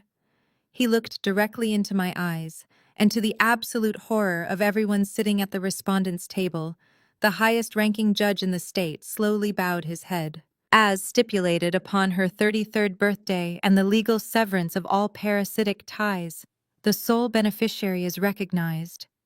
The Chief Justice said, his voice ringing with absolute authority. Congratulations, Chairwoman Stella. Congratulations, Chairwoman Stella. The words left the Chief Justice's mouth and seemed to hang suspended in the perfectly still air of the courtroom. Chairwoman Stella. The syllables echoed off the polished mahogany walls, bouncing back to strike Richard and his pathetic entourage with the devastating force of a physical blow. Time seemed to grind to an absolute halt. I sat perfectly still in my high-backed leather chair, my hands folded neatly on my leather portfolio, watching the spectacular slow-motion collapse of their entire reality. Richard completely stopped breathing. His chest, which had been puffed out with such profound, arrogant pride just seconds before, completely caved in. The smug, greedy smile that had been plastered across his face practically melted off, sliding away to reveal a mask of sheer, unadulterated horror. His eyes widened to an unnatural degree, locked onto me in absolute terror. He stared at my tailored charcoal suit, my calm expression, and the federal agents guarding my flanks, his brain desperately trying to reject the impossible truth. He looked like a man who had just stepped off a cliff in the dark, experiencing that agonizing, terrifying moment of weightlessness before the fatal impact. Next to him, Sienna's perfectly manicured hands went entirely limp.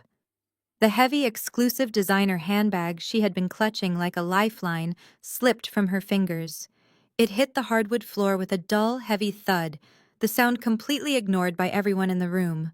Her jaw went slack. The vibrant color drained completely out of her face, leaving her spray-tanned skin looking pale and sickly. Her mind, already fractured by the news of her father's federal arrest and total bankruptcy, finally shattered into a million irreparable pieces. The woman she had mercilessly mocked, the woman she had thrown $100 bill at for a cab ride, was the anonymous billionaire who had just legally destroyed her family's entire banking empire. Behind them in the gallery, the physical reactions were even more severe. Jamal let out a strange high-pitched wheeze. His knees completely gave out beneath him. The massive sudden loss of his crypto empire and the terrifying realization of who controlled the server farms hit him like a freight train. He collapsed forward, his heavy body slamming into the low wooden railing separating the gallery from the tables. He gripped the polished wood with white-knuckled desperation, trying to keep himself from sliding completely onto the floor. His bright blue velvet jacket was completely soaked in cold sweat. He stared at me, his eyes glassy and vacant, realizing that the sister-in-law he had relentlessly bullied was the undisputed owner of the digital infrastructure he relied on to survive. Brenda made a sickening, wet, choking sound. She clutched her expensive silk blouse right over her heart, her mouth opening and closing like a fish pulled out of water. The pristine elitist hierarchy she had worshipped her entire life had just been violently flipped upside down. The uncultured orphan she had banned from sitting at the head of her holiday table was now sitting on a trillion-dollar throne recognized by the highest levels of the federal government. Brenda slumped back against the hard wooden bench, her designer handbag slipping off her lap, her eyes rolling back slightly as she struggled to pull oxygen into her panic-stricken lungs. She realized in that exact moment that she had traded genuine loyalty for absolute, humiliating ruin. I did not offer them a single ounce of Vaisaraji Wodi. Okay.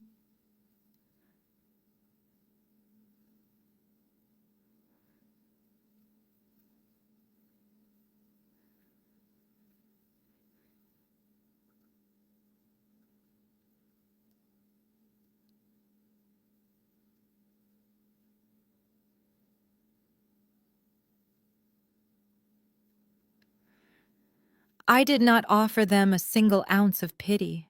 I simply watched them drown in the terrifying consequences of their own monstrous greed. They had spent years building a house of cards on top of my quiet patience, and now a hurricane had arrived. Finally, Richard's paralyzed lungs forcefully dragged in a ragged, desperate breath. His chest heaved violently. His brain simply broke under the sheer weight of his monumental miscalculation. He could not accept that he had legally locked himself out of a trillion-dollar inheritance just 24 hours ago. He scrambled to his feet, his chair scraping loudly against the floorboards.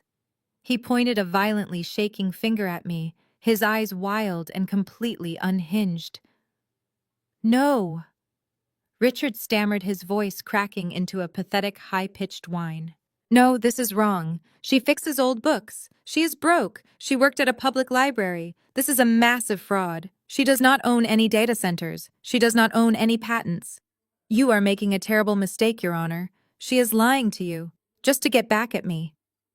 I looked at his shaking finger and let out a soft, humorless laugh.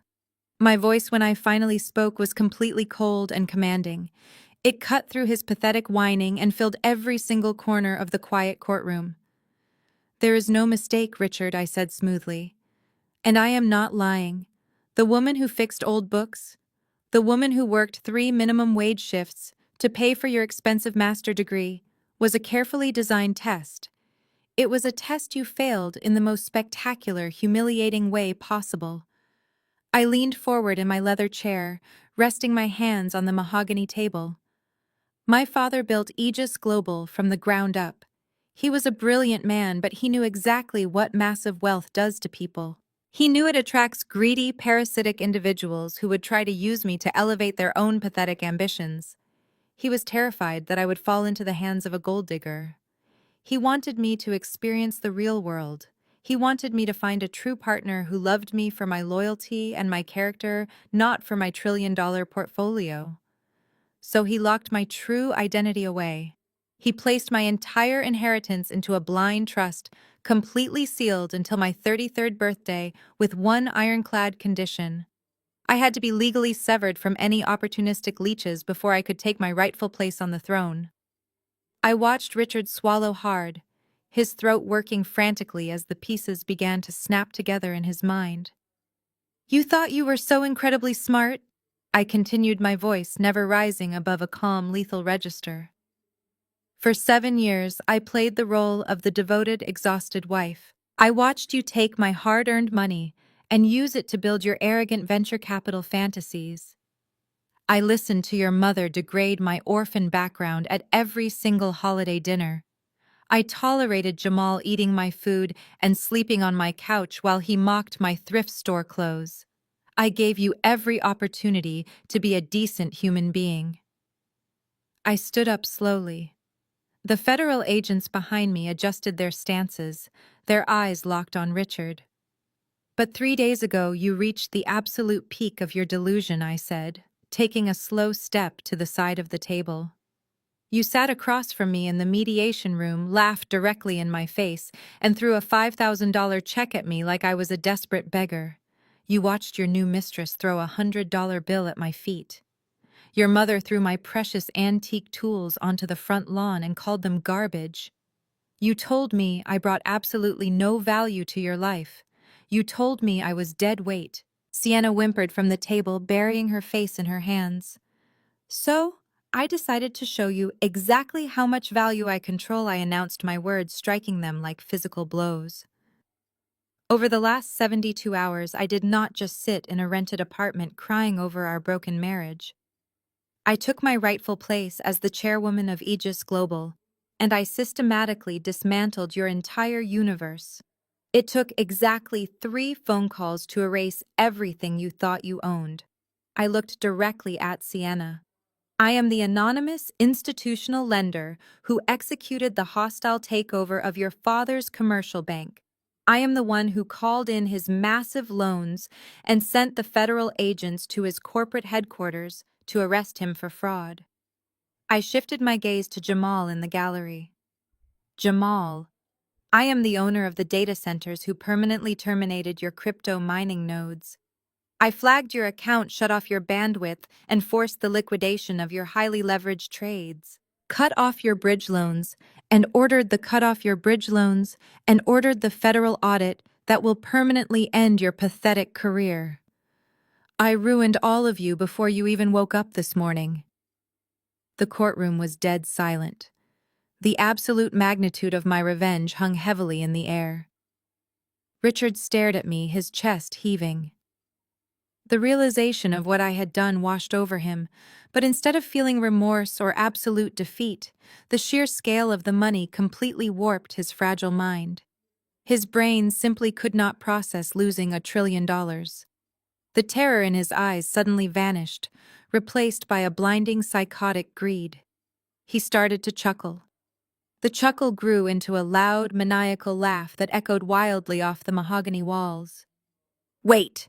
Richard shouted, his face stretching into a terrifying, greedy grin. "Wait just a minute. You inherited this money. But we were legally married for 7 years. We built a life together in this state. You acquired this massive asset during our marriage. Half of that $1 trillion trust is legally mine. Under state law, I own half." I let his words hang in the air for a moment. Richard was practically vibrating with a sudden manic joy. His greedy mind had instantly calculated the math. $600 billion.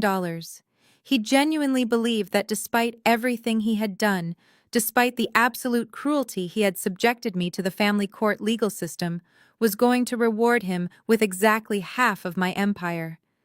He looked at Sienna, who had stopped crying on the floor and was now staring up at him with a desperate, reignited flicker of hope. He looked at Jamal, who was pulling himself up by the heavy wooden railing, suddenly thinking his crypto servers might be saved and his massive debts erased. They all thought they had found the ultimate legal loophole. They thought they had snatched an impossible victory from the jaws of absolute defeat. I did not raise my voice. I did not argue with his aggressive interpretation of state marital property laws. I did not even look at his overpriced divorce lawyer, who was currently staring at his client with an expression of profound, dawning horror. Instead, I reached into my unmarked leather portfolio. I pulled out a single thick stack of textured legal paper. It was not a document drafted by my corporate legal team. It was the exact document his slick, highly paid venture capital lawyer had aggressively pushed across the mediation table just yesterday morning. I placed my hand flat on the heavy paper and slid it smoothly across the polished mahogany table. It came to a stop directly in front of Richard, right next to his trembling hands. "Do you recognize this, Richard?" I asked quietly, my voice perfectly steady in the chaotic room. Richard looked down at the document. His manic, triumphant grin faltered slightly as his eyes scanned the bold legal header. It was the heavily biased, post-nuptial divorce decree, the absolute trap he had so proudly built and forced me to walk into. "You were so incredibly terrified that I would try to take a tiny fraction of your future venture capital money," I said, my words echoing with pure lethal irony. "You bragged about closing a $500 million deal. You told me you needed to protect your massive success from a broke, pathetic woman who only knew how to glue antique books together. You demanded an ironclad legal barrier so I could never touch a single penny of your wealth. You wanted me locked out of your high-class future forever." Richard stared at his own signature at the absolute bottom of the page. The heavy black ink from his expensive gold fountain pen looked like a physical chain binding him directly to his own doom. I leaned forward, tapping my manicured fingernail directly on the fourth page of the document. "Let me read your own brilliantly crafted clause back to you," I said. I spoke slowly, clearly enunciating every single word so it would burn permanently into his memory. "Both parties completely and permanently waive all rights to any current and future undiscovered assets." The Chief Justice leaned forward from his elevated bench, confirming my statement with the heavy weight of the law. That document was legally filed and fully authenticated by the court yesterday afternoon. The Chief Justice stated, his voice completely void of any sympathy. "It is an ironclad, unbreakable financial severance under state jurisdiction. You hold absolutely no legal claim to the Aegis Global Trust or any of the chairwoman's assets." The realization did not hit Richard all at once. It crashed down on him in agonizing, suffocating waves. He looked at the paper. He looked at me. He looked at the Chief Justice. He had forcefully instructed his lawyer to draft that specific clause. He had forced me to sign that document. He had mocked me while I pretended to hesitate. He had laughed right in my face, completely unaware that his own supreme arrogance was blinding him to the biggest financial blunder in human history. Because he was so desperately greedy to protect a mere $500 million from the woman who supported him, he had legally and permanently locked himself out of a $1.2 trillion empire. The math finalized in his breaking brain. $600 billion. He had literally held his gold pen, smiled directly at me, and happily signed away $600 billion of pure, untouchable wealth. The fragile manic hope in Richard's eyes instantly shattered into a million pieces of absolute despair. The human mind is simply not built to process a loss of that incomprehensible magnitude, especially a loss entirely caused by its own malicious stupidity. Richard let out a sound that was not entirely human. It was a guttural, agonizing scream that tore from the deepest, darkest pit of his chest. He collapsed forward onto the table. He grabbed the heavy legal document, his hands shaking so violently the paper crumpled in his fists. But destroying the paper could not undo the legal reality. He raised his hands to his head, burying his fingers deep into his perfectly styled hair. He pulled and tore at his own hair, screaming in pure, unadulterated mental agony as the reality of his monumental failure completely consumed his shattered mind. I watched him tear at his own hair, his agonizing screams echoing through the silent courtroom. For 7 long years, I had quietly absorbed his insults, his financial abuse, and his overwhelming arrogance. I had waited for the exact moment when his greed would eclipse his logic. Watching him completely break down over the devastating consequences of his own signature, I felt absolutely nothing but cold, clinical satisfaction. I did not ask the heavily armed federal agents to silence his pathetic outburst. I simply sat back in my high-backed leather chair and let him scream. I let him wail until his vocal cords finally gave out, until his manic, psychotic energy completely drained away, leaving him slumped awkwardly over the polished mahogany table.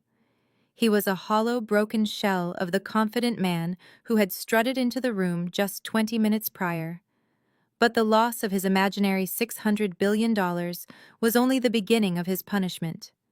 Losing the money was merely his emotional destruction. Now it was time for the swift legal execution. I turned my attention away from Richard's sobbing, pathetic form and looked up at the Chief Justice. I reached back into my unmarked leather portfolio. I bypassed the standard family court forms and pulled out 3 thick, heavily bound dossiers. They were securely stamped with the dark red seal of the Federal Financial Crimes Division. I handed the heavy folders directly to the lead federal agent standing to my right. These files contain the complete, unedited internal ledgers from the commercial bank owned by Sienna's father, I stated calmly, projecting my voice so every single person in the room could hear the final nail being driven into their coffins. My corporate intelligence team at Aegis Global spent the last 48 hours conducting a comprehensive forensic audit of their entire banking operation. We did not just uncover massive institutional failure. We uncovered a highly coordinated, deeply illegal money laundering scheme designed to artificially inflate the bank's stock value while simultaneously hiding millions of dollars in toxic, unrecoverable debt. Sienna stopped crying immediately. She looked up from the floor, her tear-streaked face twisting in absolute terrified confusion. But it was my next sentence that completely shattered whatever tiny, fragile alliance still existed between her and Richard. And the primary architect of that illegal scheme, I continued pointing my manicured finger directly at my ex-husband, was Richard. In order to secure the massive bridge loans he desperately needed to launch his new venture capital fund, Richard actively helped her father falsify the federal reporting documents. He utilized his high-level financial credentials to hide the stolen money in untraceable offshore shell companies. He is deeply, unequivocally complicit in the exact corporate fraud that just completely destroyed her family. Sienna scrambled to her feet, her designer heels slipping slightly on the polished hardwood floor. The horrifying realization hit her like a physical blow to the chest. Richard had not just failed to magically save her father from the Aegis Global takeover. Richard was the exact reason the federal agents had raided the bank in the first place. His reckless greed and illegal financial maneuvering had drawn the immediate attention of the federal authorities and single-handedly triggered the collapse of her entire luxurious life. She lunged across the short distance separating them. She grabbed Richard fiercely by the lapels of his expensive Italian suit and violently yanked him upward. "You ruined us!" Sienna screamed, her voice completely raw and hysterical. "You used my father to fund your pathetic dreams. You promised us an empire, and you dragged my family straight into a federal prison. You disgusting, arrogant liar!" She pulled one hand back and slapped him incredibly hard across the face. The sharp, violent crack of her hand hitting his cheek echoed loudly in the silent room. She slapped him again, her heavy designer rings cutting deeply into his skin, screaming at him to fix it, demanding that he magically undo the absolute catastrophe he had just caused. Richard did not even try to defend himself. He did not raise his hands to block her frantic, painful blows. He simply let his head snap back and forth with every single violent slap. His eyes were completely vacant, staring blankly at the crumpled post-nuptial waiver resting on the table. His mind was entirely gone, permanently trapped in the agonizing realization that he had willingly signed away a $1 trillion fortune. He was completely catatonic. Sienna raised her hand to strike him a third time, but she never got the chance. The lead federal agent stepped smoothly around my chair. He grabbed Sienna forcefully by the wrist, easily restraining her frantic movements. The agent then reached back to his tactical belt, producing heavy steel handcuffs. The heavy steel handcuffs clicked shut around Sienna's wrist with a sharp metallic snap that echoed through the courtroom.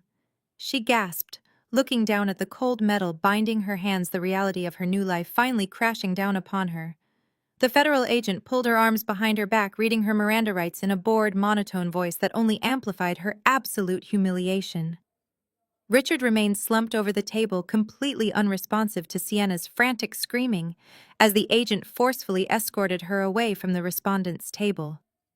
The grand, arrogant empire they had hallucinated just an hour ago was now a crime scene.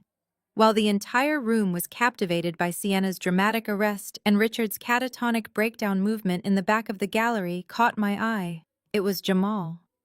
The loud, obnoxious crypto broker who had spent years eating my food and insulting my clothes had suddenly gone completely silent. He was practically dripping with cold sweat, his bright blue velvet jacket stained dark with fear.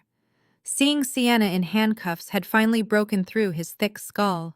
He realized that if my intelligence team had audited Sienna's father's bank, they had undoubtedly audited his digital footprint as well. Jamal slowly slid off the wooden gallery bench. He kept his head down, crouching slightly as he tried to blend into the shadows of the back row. He took slow, agonizingly quiet steps toward the heavy double doors at the rear of the courtroom. He thought the federal agents were too distracted by Sienna to notice him. He thought he could just slip out a trembling hand, his fingers mere inches from the brass doorknob. I did not raise my voice to stop him. I simply raised my right hand and snapped my fingers. The sharp sound cut through Sienna's fading sobs like a whip. Instantly, the two heavily armed federal agents stationed at the rear exit moved into action. Before Jamal's fingers could even brush the brass handle, the agent stepped firmly in front of the heavy wooden doors, crossing their muscular arms and completely blocking his path. Jamal froze, letting out a pathetic squeak of terror as he stared up at the stone-faced guards. He slowly turned around, his eyes wide and pleading, looking directly at me, sitting calmly at the front of the room. "Where exactly do you think you are going, Jamal?" I asked, my voice projecting effortlessly across the silent courtroom. "Did you really think I would meticulously dismantle Richard's firm and Sienna's bank, but somehow forget about the parasite living on my couch?" Jamal swallowed hard, his hands shaking violently at his sides. "Stella, please," he stammered, his booming voice reduced to a pathetic, breathy whisper. "I did not do anything illegal. My servers just crashed. I am just a guy trying to make a living on the blockchain. You already shut down my nodes. I lost everything. Is that not enough punishment?" I stood up from the VIP chair and walked slowly down the center aisle, stopping just a few feet away from where he stood trembling. "Trying to make a living," I repeated, letting out a cold, dismissive laugh. My corporate intelligence team pulled the server logs, Jamal. "We know exactly how you funded those massive crypto nodes. You were not just making bad investments. You were utilizing heavily encrypted illegal backdoor protocols to siphon massive amounts of stolen electricity directly from the municipal grid to power your mining rigs." Jamal's face turned completely ashen. He took a stumbling step backward, but the federal agents stood like brick walls behind him. "And it gets much worse," I continued, my voice echoing with lethal precision. "You used your brother-in-law's venture capital firm as a digital shield. You illegally accessed Richard's secure trading algorithms to front-run corporate investments, using insider trading protocols to manipulate your own crypto wallets. You committed massive federal wire fraud, energy theft, and corporate espionage. The evidence is completely undeniable, and it has already been handed over to the Securities and Exchange Commission." The last ounce of fake bravado vanished from Jamal's body. His knees completely buckled. The man who had mocked my cheap clothes and laughed at my $5,000 divorce settlement collapsed onto the hardwood floor. He fell entirely to his knees, clasping his hands together in a pathetic gesture of prayer. Hot tears streamed down his face, ruining his arrogant facade. "Stella, please," Jamal sobbed, crawling forward on his knees until he was practically groveling at my feet. "Please, you cannot do this to me. I will go to federal prison for decades. We are family. You are my beloved sister-in-law. I was just joking around before. I always respected you. Please show me some mercy. I have absolutely no money left." I looked down at the pathetic man groveling on the floor. I reached into the side pocket of my pristine suit jacket. My fingers brushed against the crisp piece of paper I had saved from the mediation room. I pulled it out and looked at it. It was the exact $100 bill Sienna had thrown at me, the money Jamal had laughed at while telling me to take a cheap cab home. I held the crisp bill between my fingers, letting it catch the light. I looked down into his desperate, crying eyes, with absolute freezing indifference. "You told me to take a cab with $100? I said softly, my voice devoid of any mercy. I let the bill slip from my fingers. It fluttered down slowly, landing perfectly on his tear-stained velvet shoulder. "I think you will need this for the prison bus." I watched the crisp $100 bill settle onto Jamal's trembling shoulder, sealing his pathetic fate. He did not even try to brush it off. He simply stared blankly at the polished hardwood floor, completely paralyzed by the terrifying reality of his impending federal prosecution. The courtroom was eerily quiet for a brief moment, the silence only broken by the faint muffled sounds of Sienna continuing to scream hysterically out in the corridor as she was dragged toward the holding cells. Then a sudden piercing wail shattered the stillness inside the room. It was an ugly, desperate sound of pure panic. I looked toward the gallery. Brenda was clambering clumsily over the low wooden railing. Her tailored pink designer suit, which she had worn like a royal uniform just an hour ago, was now wrinkled and disheveled. She dropped her expensive luxury handbag, leaving it abandoned on the wooden bench. Brenda hit the floor heavily, her knees slamming against the hardwood. But she did not stand up. Instead, she began to literally crawl across the center aisle toward me. "Stella, my sweet girl Brenda," wailed her shrill voice, completely cracking under the weight of her absolute desperation.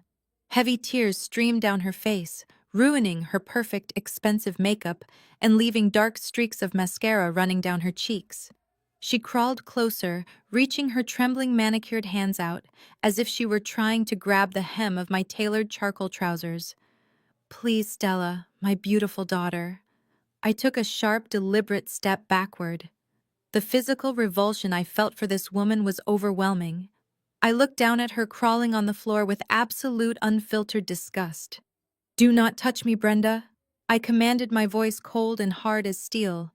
"And do not ever call me your daughter again." Brenda recoiled slightly but kept her hands clasped tightly together in front of her chest, begging like a desperate animal. "I am so sorry," she sobbed loudly, bowing her head toward my shoes. "I was a monster. I was a foolish, shallow, wicked old woman blinded by money and status. I treated you so terribly, but I know you have a good heart. You always had such a pure, forgiving heart.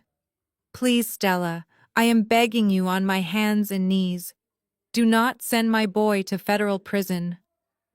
He made a terrible mistake, but he can fix it. Let Richard come home to you. He loves you. He has always loved you. We are your family." "Family," I repeated, letting the word hang heavily in the cold air of the courtroom. I let out a sharp, humorless laugh. "You do not have the slightest idea what that word actually means." I looked down at her weeping, pathetic form, feeling a deep sense of closure. "For 7 years, you made it your absolute mission to ensure I knew I was an unwanted outsider. You constantly reminded me that I was an uncultured orphan who did not deserve to breathe the same air as your brilliant son. You intentionally sat me at the far end of every holiday table. Yesterday, you literally threw my mother's precious antique restoration tools into the dirt and proudly called my heritage garbage. You built your entire identity around the fragile, pathetic illusion of high society judging human beings exclusively by their net worth." Brenda whimpered, squeezing her eyes shut as her own cruel history was thrown back in her face. "True family is built entirely on loyalty, Brenda," I said, my voice echoing with absolute finality. "It is built on standing by someone when they have absolutely nothing. You threw me away like trash for a $5,000 check and a woman whose father you falsely believed could buy you a bigger house. Now look at you.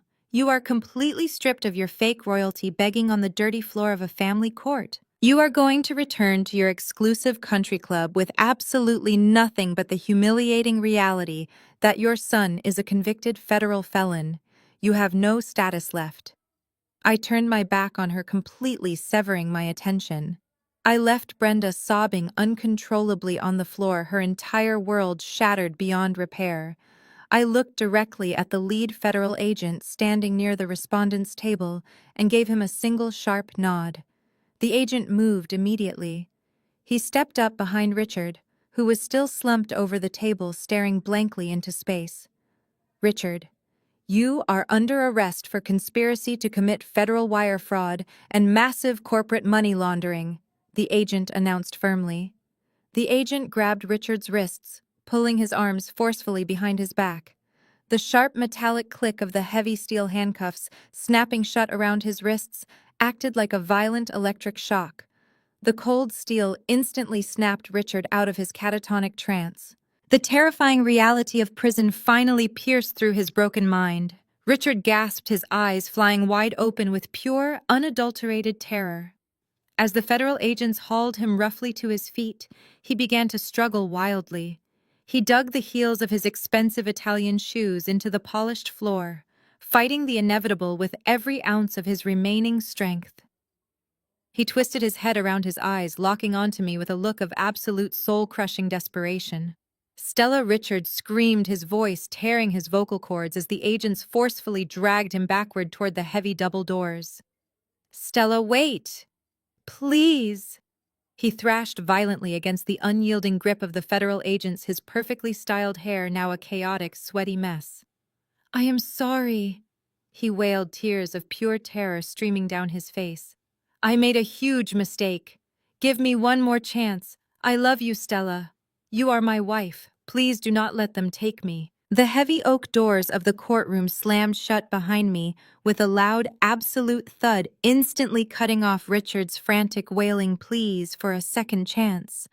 The heavy, suffocating air of the family court proceedings, thick with greed and manipulation, was completely sealed inside with him. Stepping out onto the broad, white marble steps of the courthouse, the bright midday sun immediately warmed my face. I took a deep, untroubled breath of the crisp city air. I had entered this building hours ago as an allegedly broke, desperate woman facing an arrogant adversary. I was leaving it as the undisputed architect of his total, unequivocal destruction. Down at the street level, the chaotic traffic of the city moved with its usual relentless energy, completely oblivious to the colossal shift in power that had just occurred. But waiting for me at the base of the long courthouse stairs was a scene that belonged to an entirely different world. A fleet of 5 pristine, unmarked black SUVs, armored and gleaming perfectly under the sun, sat idling in a rigid, synchronized line. Surrounding the vehicles were my elite security details and members of my executive intelligence team, their dark suits cutting a sharp contrast against the pale marble. As I began my descent down the wide steps, the lead security officer from the courtroom walked briskly ahead, opening the heavy reinforced door of the center Maybach SUV. He stood at perfect attention, waiting to escort me away from the wreckage of my old life. I walked down the steps with slow, deliberate precision. I did not rush. I did not look over my shoulder. Every single step I took felt lighter, shedding the accumulated weight of 7 years of condescension and betrayal. Richard, Sienna, Brenda, and Jamal had all desperately tried to reduce my worth to a single insulting number written on a $5,000 check. They thought their fragile status and borrowed money gave them the absolute right to discard me like trash. But they failed to understand the most dangerous truth about pushing someone into the dark. Sometimes that person learns exactly how to see in the dark, and they emerge commanding the shadows. I reached the bottom of the steps. The lead security officer offered a slight respectful bow as I approached the open door of the Maybach. "Is everything secured, Mr. Harrison?" I asked quietly, looking toward my chief trustee, who was waiting by the vehicle. "Every single directive has been flawlessly executed, Madam Chairwoman," Mr. Harrison replied smoothly, handing me a fresh, encrypted titanium tablet. "The federal authorities have formally assumed full control of the commercial bank and the venture capital fund. The crypto mining networks are permanently liquidated. The legal severance is absolute. Your trillion-dollar portfolio is completely untethered and fully operational. Where shall we direct the convoy?" I looked at the tablet, briefly scanning the final confirmation reports of their financial devastation. I did not feel an ounce of guilt. I simply felt the profound, satisfying equilibrium of absolute justice. I handed the tablet back to him and stepped up into the luxurious leather interior of the armored SUV. "Take me to the global headquarters," I instructed, my voice calm and commanding. "It is time to get to work." The heavy armored door closed with a solid, reassuring sound, sealing me inside the quiet sanctuary of the vehicle.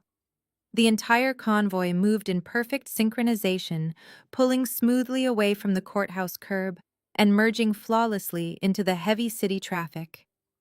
I leaned back into the plush leather seat, watching the massive, imposing facade of the courthouse fade away in the rearview mirror.